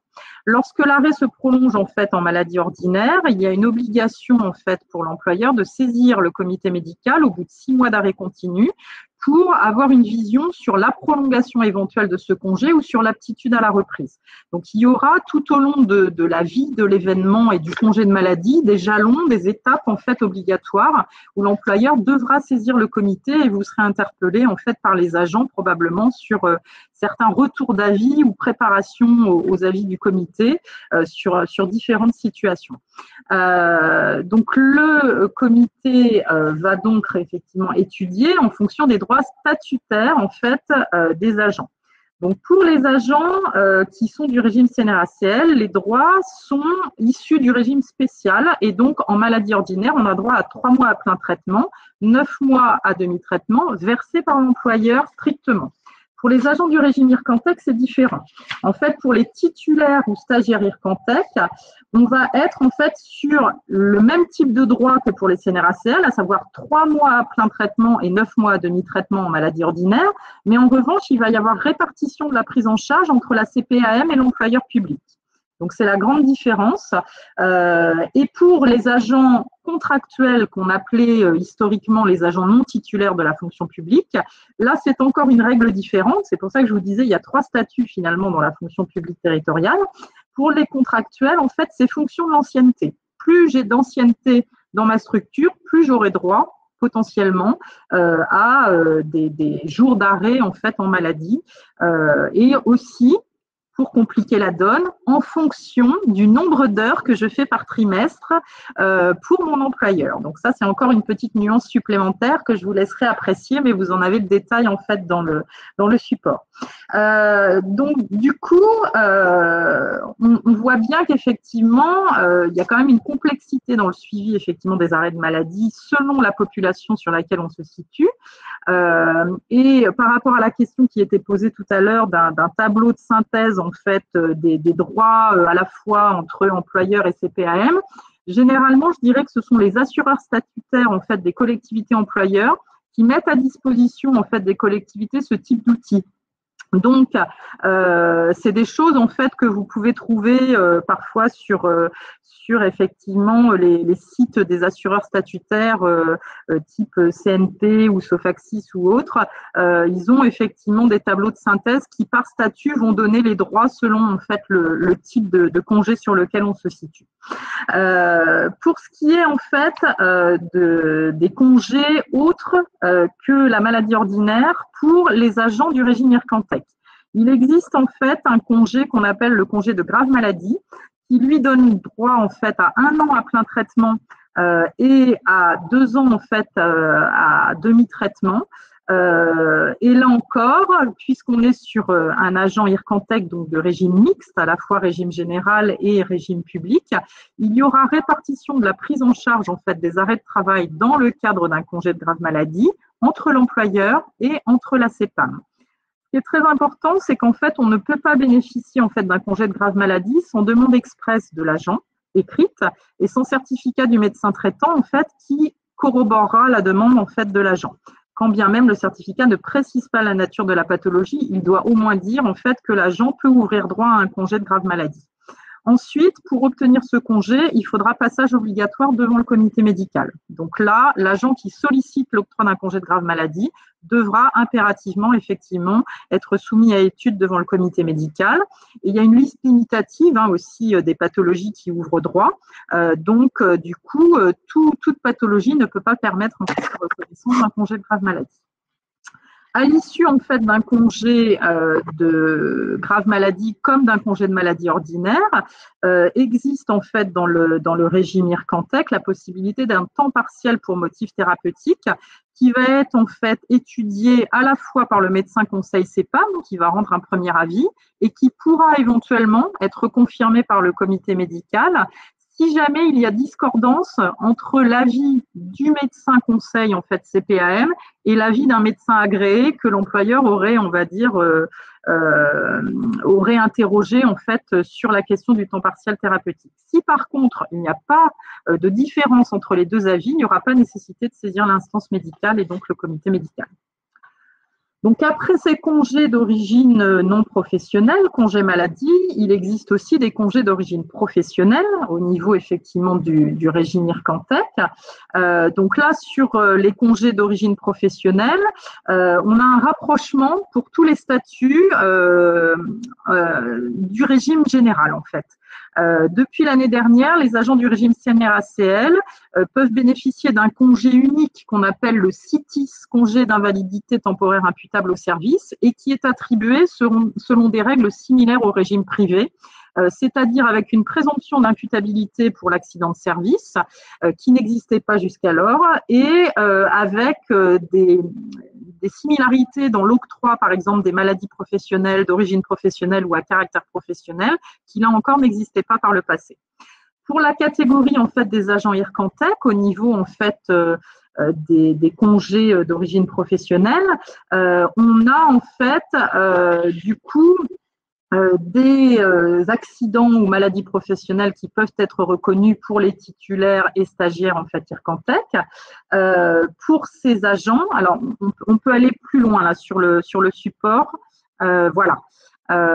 Donc sur effectivement les accidents et maladies professionnelles au niveau des agents titulaires et stagiaires Ircantec, on va avoir en fait un droit à 3 mois en fait à 100% de son indemnisation et ensuite au-delà des 3 mois, on passe à 80% en fait d'indemnisation sur les IJ et les frais médicaux quant à eux sont pris en charge en fait par la sécurité sociale.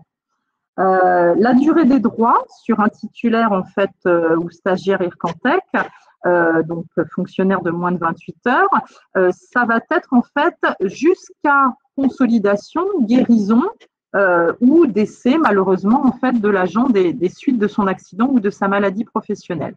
Donc on voit qu'il y a un régime en fait là qui est assez favorable par rapport à la prise en charge en accident et en maladie professionnelle.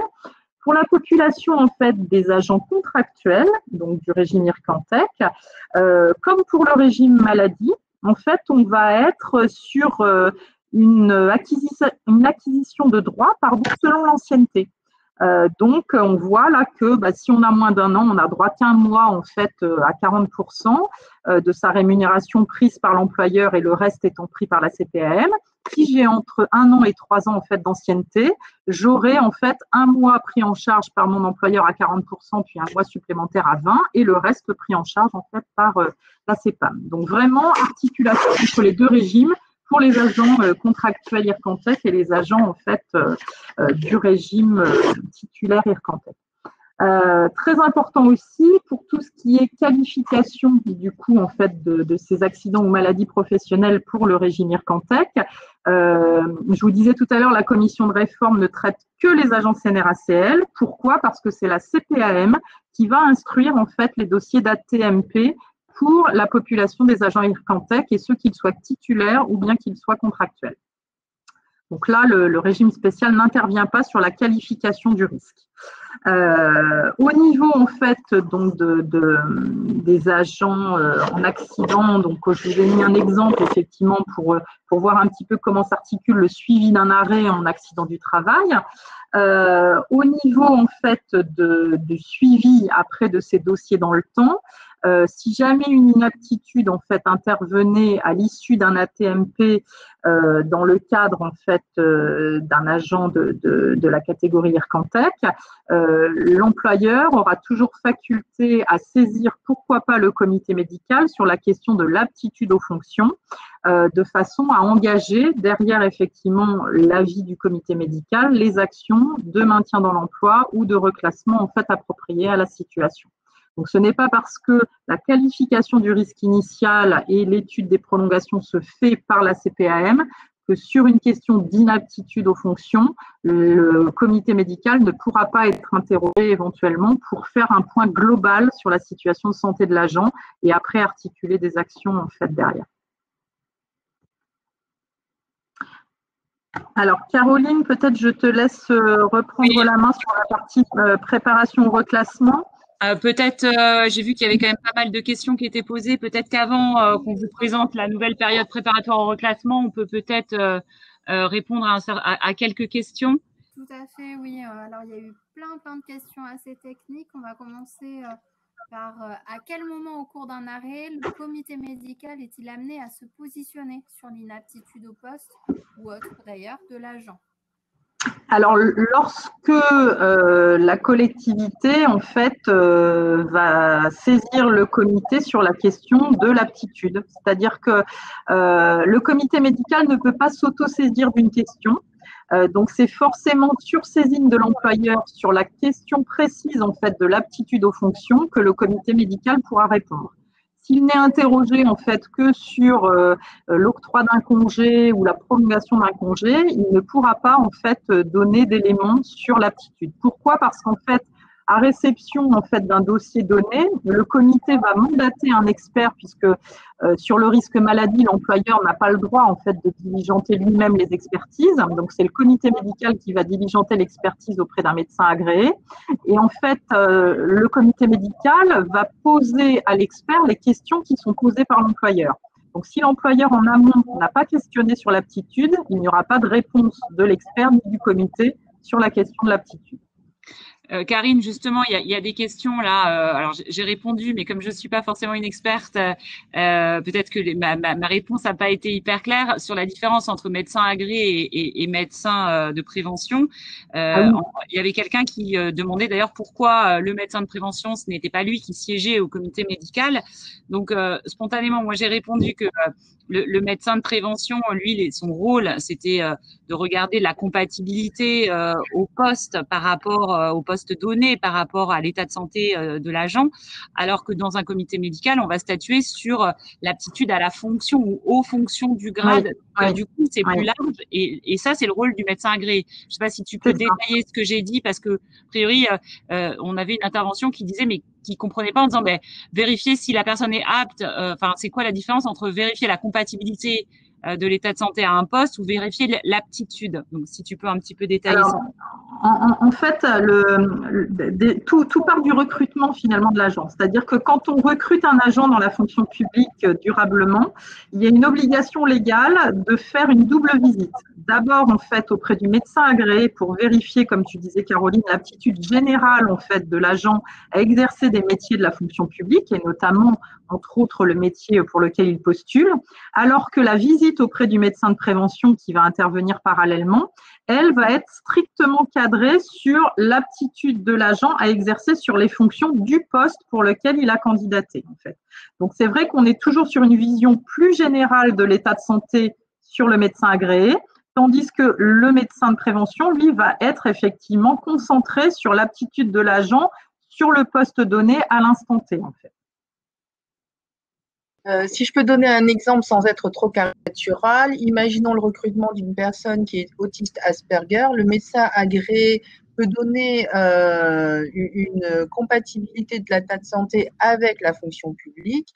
Lors de la visite médicale avec le médecin de prévention, s'il constate que la personne est sur un poste d'accueil, où il faut une extrême polyvalence et avec du travail saccadé, il va dire que la personne n'est pas apte sur le poste d'accueil. J'espère que ça vous illustre et que ça vous fait… Oui, je pense que ça illustre bien effectivement le type de situation auquel on peut être confronté. Ouais. On a quelqu'un qui, du coup, demande si on peut faire le parallèle. Finalement, le médecin agréé, ça serait un peu comme le médecin conseil et le médecin de prévention, un peu le médecin du travail. Plus ou moins, mais… Sur le médecin de prévention, médecin du travail, oui. C'est tout à fait ça. C'est simple et c'est même parfois le même médecin qui intervient sous une casquette différente, effectivement, du côté privé et du côté fonction publique, hein, puisque dans les services interprofessionnels, on peut avoir des médecins qui vont avoir, en fait, selon la collectivité ou l'employeur pour lequel ils interviennent, un côté casquette médecin du travail et dans le public, un côté casquette médecin de prévention. En revanche, c'est vrai que pour le médecin agréé, en fait, par rapport au médecin conseil, c'est vrai que le médecin conseil CEPAM, il n'est pas forcément toujours mandaté par l'employeur, alors que le médecin agréé, il est nécessairement mandaté par l'employeur ou par l'instance médicale qui a été saisie par l'employeur au niveau effectivement de son étude. Donc, c'est proche, mais c'est pas tout à fait sur le même registre quand même. On prend quelques questions supplémentaires, Virginie? Oui, alors j'ai une question intéressante concernant l'échelon local. Forcément, attendez, je suis en train de la chercher. Parce que je vois que vraiment, il y a…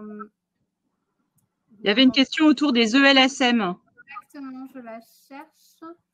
Je vois une question aussi sur les visites auprès des employeurs sur le poste de travail. Donc oui, le médecin de prévention fait des visites en fait sur site.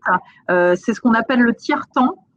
Donc, il doit en fait à l'employeur pour lequel il intervient un tiers-temps consacré justement à l'analyse des postes dès lors qu'il y a des situations au sein de la collectivité qui nécessitent en fait de faire une étude de poste pour un maintien dans l'emploi ou pour l'amélioration aussi des conditions de travail d'une équipe suite par exemple à la survenance de X accidents dans tel atelier. Donc oui, il peut intervenir comme dans le privé et faire des visites sur site. D'accord, merci pour ces précisions. Une dernière question avant de parler de la PPR et de toute façon, l'ensemble des questions vous seront adressées. On va faire un question-réponse parce que là, vraiment, les questions sont techniques et merci, hein, vraiment, ça permet d'enrichir ce webinaire.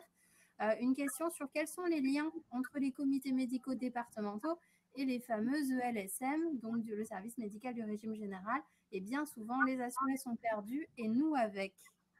Alors en fait, les comités médicaux intervenant sur saisine en fait de l'employeur, nous on a On a des liens en fait ponctuels avec les assistantes sociales sur certaines situations d'agents, par exemple, qui sont sous tutelle ou sous curatelle, et pour lesquels en fait les assistantes sociales en fait interviennent dans les premières étapes, on va dire, de la situation en fait de l'agent. Donc ça peut arriver effectivement de temps à autre, mais ça reste très marginal parce que le comité n'a pas en fait à solliciter lui d'éléments en fait venant des ELSM et de l'autre côté le LSM ne pourra pas obtenir d'éléments par rapport à la situation d'un agent donné du comité médical. C'est auprès de l'employeur ou auprès de l'agent lui-même qu'il pourra effectivement obtenir des informations sur la situation précise, on va dire, de l'agent, ou bien si effectivement c'est une situation qui est suivie par le centre de gestion, dans ce cas-là, pourquoi pas appeler le service santé effectivement du centre de gestion pour savoir si la situation de monsieur Untel ou de madame Untel nous a été soumise au niveau des instances médicales, et on sera en mesure de dire oui, on a un dossier en cours d'instruction, et on ne pourra pas donner de détails par rapport à la situation parce que là encore, le secret médical s'impose et on ne pourra que dire qu'il y a une instruction en cours pour un congé donné, point barre, quoi. D'accord. Pour compléter tes propos, Karine, c'est là que je trouve que ces échanges sont intéressants parce que dans les questions et dans les questions que je vois, on voit qu'il y a une méconnaissance de notre fonctionnement, ce qui est un petit peu normal. Et dans les réponses qu'on donne, je me dis, est-ce que ça tape pas juste à côté de ce que vous attendez, dans le sens où on a une méconnaissance de vos services. Parce que, en fait, c'est le LSM, elle a besoin de quoi si elle veut se rapprocher du comité médical, c'est dans quel objectif? Parce que selon l'objectif, si c'est pour traiter en commun la situation d'un agent qui a une problématique et que vous ne savez pas quelles sont les possibilités d'action, en fait, ça va être le service de médecine préventive et le référent handicap qui travaillent le sujet en amont. Et c'est que une fois que l'agent est à une étape de son parcours maladie, en fait, on sollicite le comité médical pour, Karine, tu expliques ça beaucoup mieux que moi, mais en fait, on va leur poser des questions fermées. Est-ce que les arrêts sont justifiés au-delà de 6 mois? Est-ce que l'agent est apte ou pas? Ils ne travaillent pas sur le projet, ils ne travaillent pas sur les aménagements. Ils vont dire il faut un aménagement. Et après, ils disent que l'aménagement est à faire en lien avec le médecin de prévention. Donc, si vos questions, elles vont plus concerner des situations d'aménagement, d'adaptation, de reclassement, de devenir, d'arrêt de travail, de reprise, etc., en fait, c'est plus le médecin de prévention. Après, les particularités, c'est que sur le CDG 16, le service de médecine préventive est au sein du CDG 16, comme moi, je suis au sein du CDG 16, tandis que dans le 17, en fait, ce sont deux établissements différents. Donc, du coup, il faut vraiment vous rapprocher des CDG. Sachez que tous les CDG ont un site internet avec leurs coordonnées. Donc, nous, dans le 16, vous avez nos lignes directes. Sur d'autres CDG, il faut passer par le secrétariat. Mais si vous vous présentez CARSAT, vous inquiétez pas, votre appel aboutira chez quelqu'un. Voilà. Non, mais de toute façon, Élodie, on a dit qu'on transmettrait la liste des référents handicap de l'ensemble des CDG. Donc, ça permettra Alors, moi, j'avais noté d'autres questions qui me semblaient intéressantes, mais ce que je vous propose, c'est qu'on passe à la PPR. Et puis, si on a un petit peu de temps, une fois la PPR présentée, on pourra revenir à certaines des questions qui me semblaient peut-être, alors même si Virginie disait, hein, on fera une foire aux questions, on va les recentrer et puis on vous apportera les réponses pour que on n'en laisse pas de côté. Mais si on a le temps, on pourra en traiter quelques-unes avant la fin de ce webinaire. Alors, juste effectivement, quelques informations complémentaires, donc sur peut-être quelque chose que vous avez ou que vous commencez à entendre autour de vous, c'est ce qu'on appelle donc la période préparatoire au reclassement, donc la fameuse PPR. Alors, tout à l'heure, on disait qu'il y avait parfois des difficultés dans le secteur public quand on ne peut pas intervenir, quand l'agent est en arrêt. Et c'est vrai que ça pose un certain nombre de difficultés, puisqu'on est tous d'accord pour dire que plus on va pouvoir anticiper la reprise de cet agent, travailler avec lui sur son projet de reconversion, de reclassement, mieux ça sera, plutôt que d'attendre des années avant qu'il revienne. Et donc, c'est aussi par rapport à ces problématiques-là que la PPR a permis finalement de faire un petit peu avancer les choses, en tous les cas pour certaines des situations. C'est ce qu'on va voir donc maintenant. Alors, il faut savoir que la PPR, elle date quand même de 2017. Hein, c'est une ordonnance du 19 janvier 2017, mais il a fallu attendre quand même quelques années avant que cette ordonnance soit applicable dans le cadre donc des fameux décrets d'application pour chacune des fonctions publiques. Donc, pour la fonction publique d'État, le décret est arrivé le 20 juin 2018. La fonction publique territoriale le 5 mars 2019 et pour la fonction publique hospitalière, eh bien, nous l'attendons toujours. Donc, du coup, 18-19, on espère qu'avant la fin de l'année, donc au moins en 2020, on aura pour ce décret d'application pour la fonction publique hospitalière, ce qui signifie que si vous accompagnez des agents qui travaillent dans des EHPAD, par exemple, ou dans des centres hospitaliers, aujourd'hui, pour ces établissements-là, on ne peut pas mettre en œuvre donc cette fameuse période préparatoire au reclassement. Alors, il faut que ça soit très clair. Cette période préparatoire au reclassement ne concerne pas tous les agents. Elle va concerner les fonctionnaires. Par contre, qu'ils soient donc sous le régime général ou sous le régime de la CNRACL. Donc, fonctionnaires titulaires, CNRACL et IRCANTEC. Par contre, tous les agents qui sont contractuels sont exclus en fait de cette PPR. Donc, en gros, pour vous, c'est une partie des agents que vous accompagnez. Après, par rapport en fait toujours à cette éligibilité des agents, tout à l'heure on vous a dit qu'il y avait plusieurs formes d'inaptitude.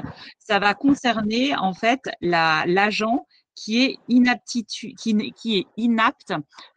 aux fonctions de son corps ou de son grade. Ça veut dire clairement que l'agent qui est inapte à toute fonction, c'est pas possible pour lui la PPR.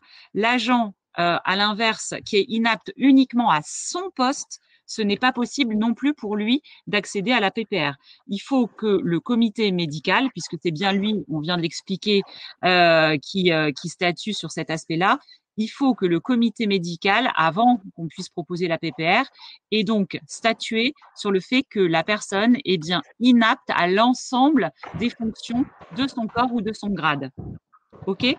Donc, préalable finalement pour mettre en œuvre une PPR, c'est bien sûr qu'il y ait donc un avis du comité médical.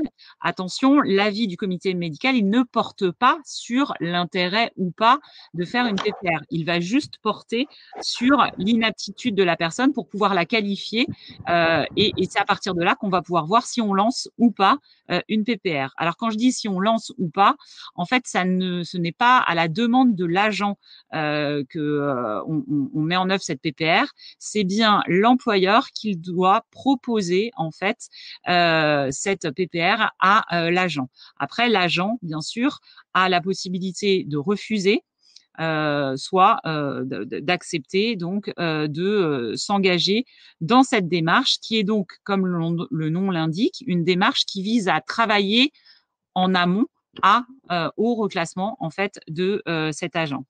Alors, par rapport au point de départ de cette PPR, tout n'est pas encore, puisque ça reste quand même assez récent, tout n'est pas encore complètement tranché. Il y a quelques incertitudes, notamment en région, quand on discute avec les CDG, une minorité estime qu'il faut que l'agent ait été au bout de tous ces arrêts et toutes ces arrêts maladie et congés pour pouvoir rentrer dans le cadre d'une PPR, et d'autres CDG, c'est plus la majorité, considèrent que l'idée, c'est qu'on puisse actionner la PPR le plus vite possible et qu'il n'y a pas besoin d'attendre la fin des congés maladie. Donc bon, ça c'est pas en tous les cas tranché de façon définitive, mais il semble que ça sera en tous les cas plus opportun d'engager cette PPR le plus rapidement possible.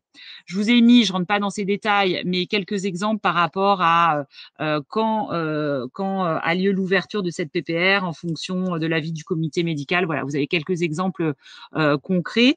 Je passe sur ces détails pour rentrer sur les étapes de la mise en œuvre pour que vous ayez une vue globale. Donc, comme je vous l'ai dit, consultation du comité médical sur l'inaptitude de l'agent.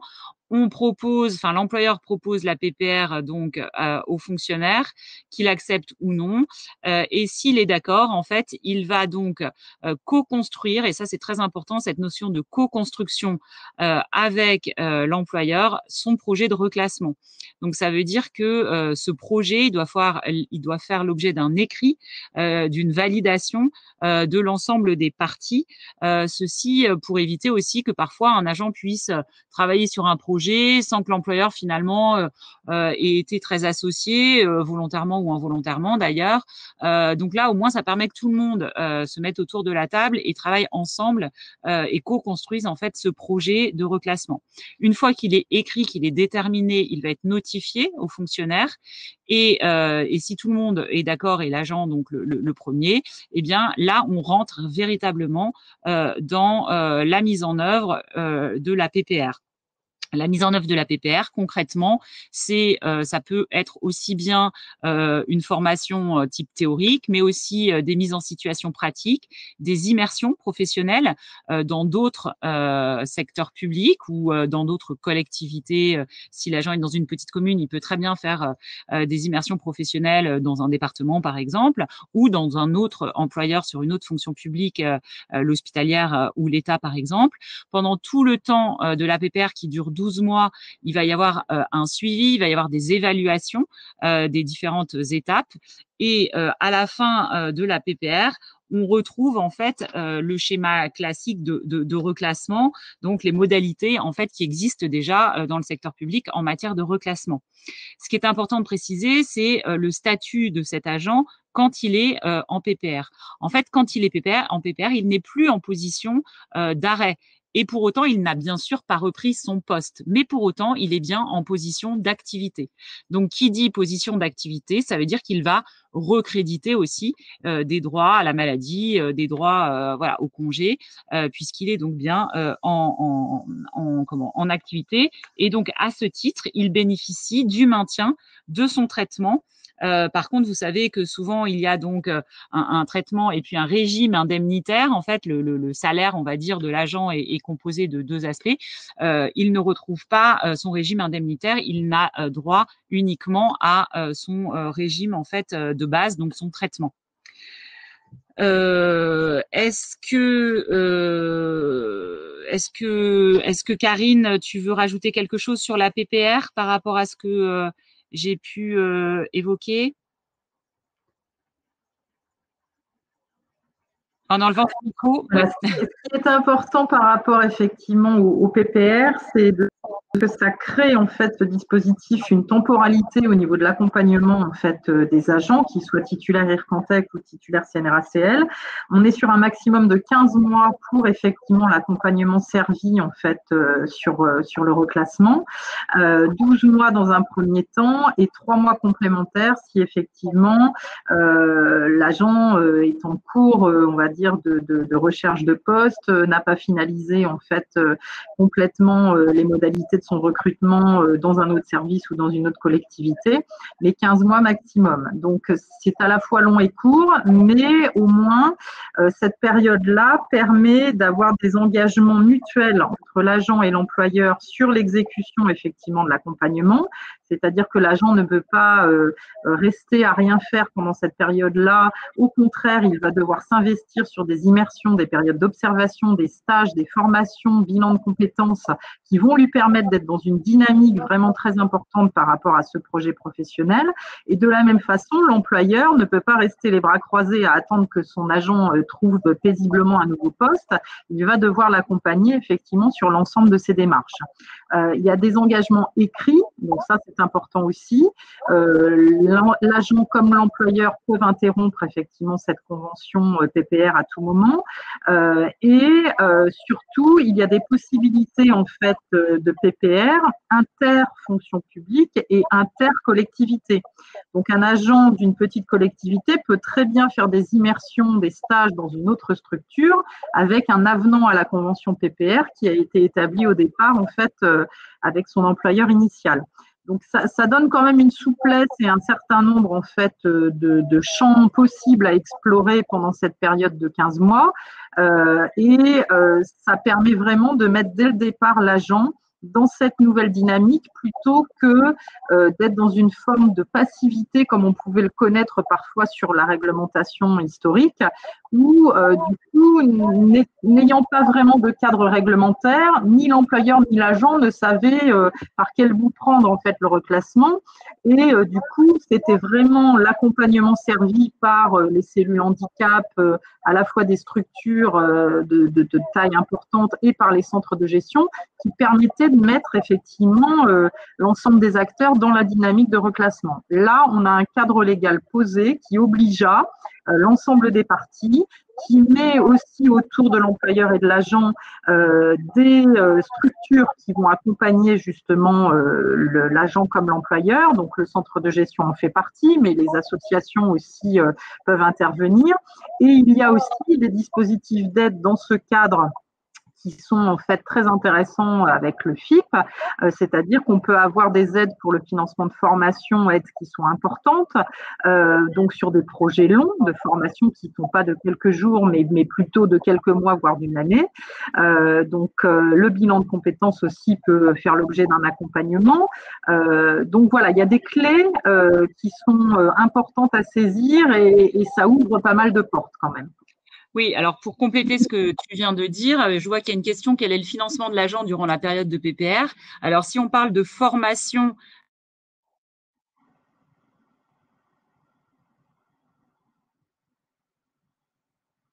voilà, j'avais pas mis mon micro.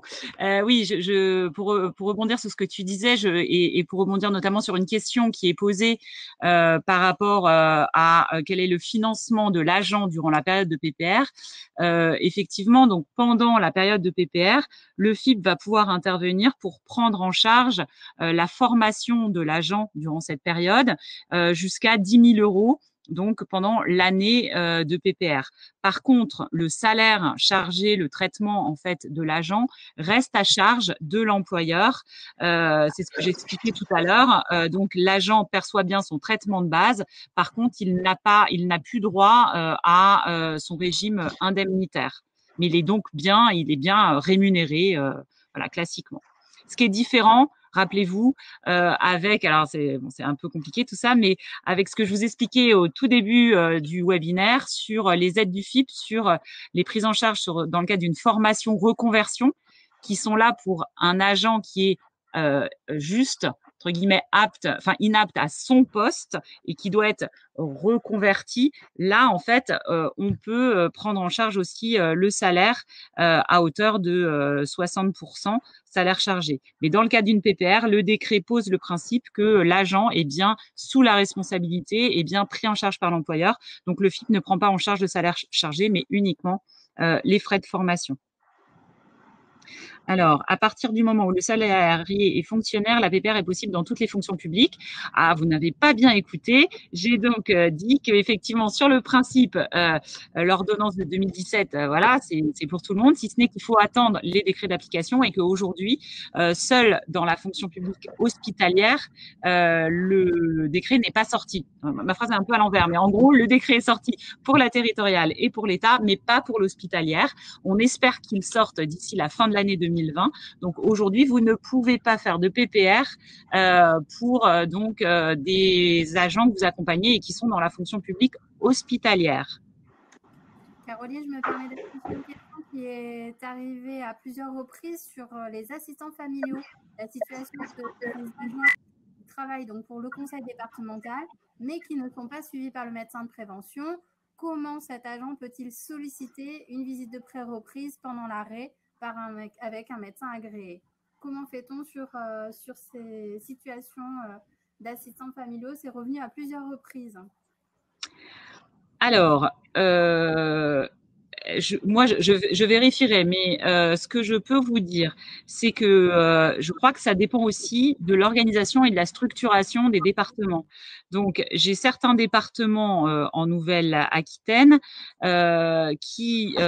pour qui les assistants familiaux dépendent d'un service qui est bien un service du département. Notamment, d'ailleurs, quand le département effectue sa déclaration d'obligation d'emploi et qu'il regarde combien il a donc d'agents en situation de handicap, il comptabilise bien les assistants familiaux. Donc, ça veut bien donc dire que ces assistants familiaux sont bien couverts par les mêmes, en tous les cas, les mêmes aides. Et quand le département est sous convention, les assistants familiaux sont donc bien couverts aussi par la convention. Par contre, il y a d'autres situations où les assistants familiaux sont gérés par une structure qui a bien une personnalité morale propre et différente de celle du département. Mais dans tous les cas, pour moi, ils ont accès aux médecins de prévention. Donc, je ne sais pas si Karine et Élodie, vous aviez des informations complémentaires sur ce point-là que je pourrais enrichir. Ce que je sais juste, c'est qu'effectivement, comme tu le disais, selon les cas, les assistants familiaux ont un statut particulier quand même. Donc, il est possible que certains soient de droit privé et non pas public, et que d'autres, effectivement, selon les établissements, soient de droit public avec un suivi du coup par le médecin de prévention.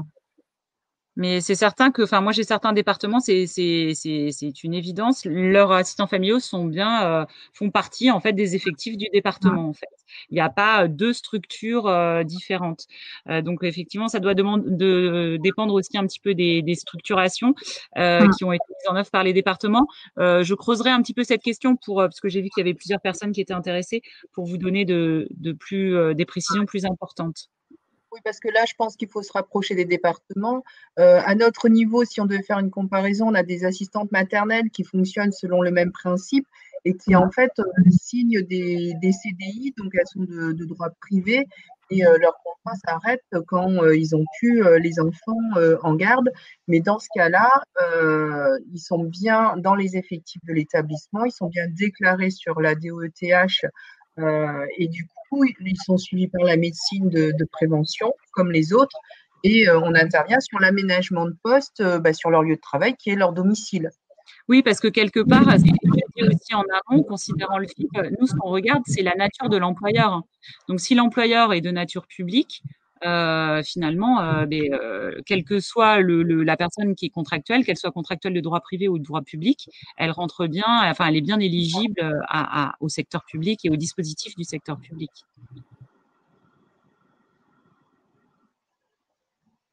Eh bien, vous êtes un groupe avec beaucoup de questions, ou alors c'est nous qui, donc, je ne sais pas, avons suggéré sur cette session davantage de questions, parce que vos collègues c'était quand lundi, étaient moins prolixes en questions, mais du coup, c'est hyper intéressant. Et je lisais un petit peu tout à l'heure, c'est intéressant, vous avez des commentaires qui, effectivement, attestent qu'il y a qu'il y a cette nécessité davantage de communication et de synergie, et vous dites vous-même que vous accompagner des agents des fois qui sont complètement paumés entre les différents régimes. Notamment, je lisais une intervention par rapport à tout ce qui est IJ avec les subrogations selon les statuts et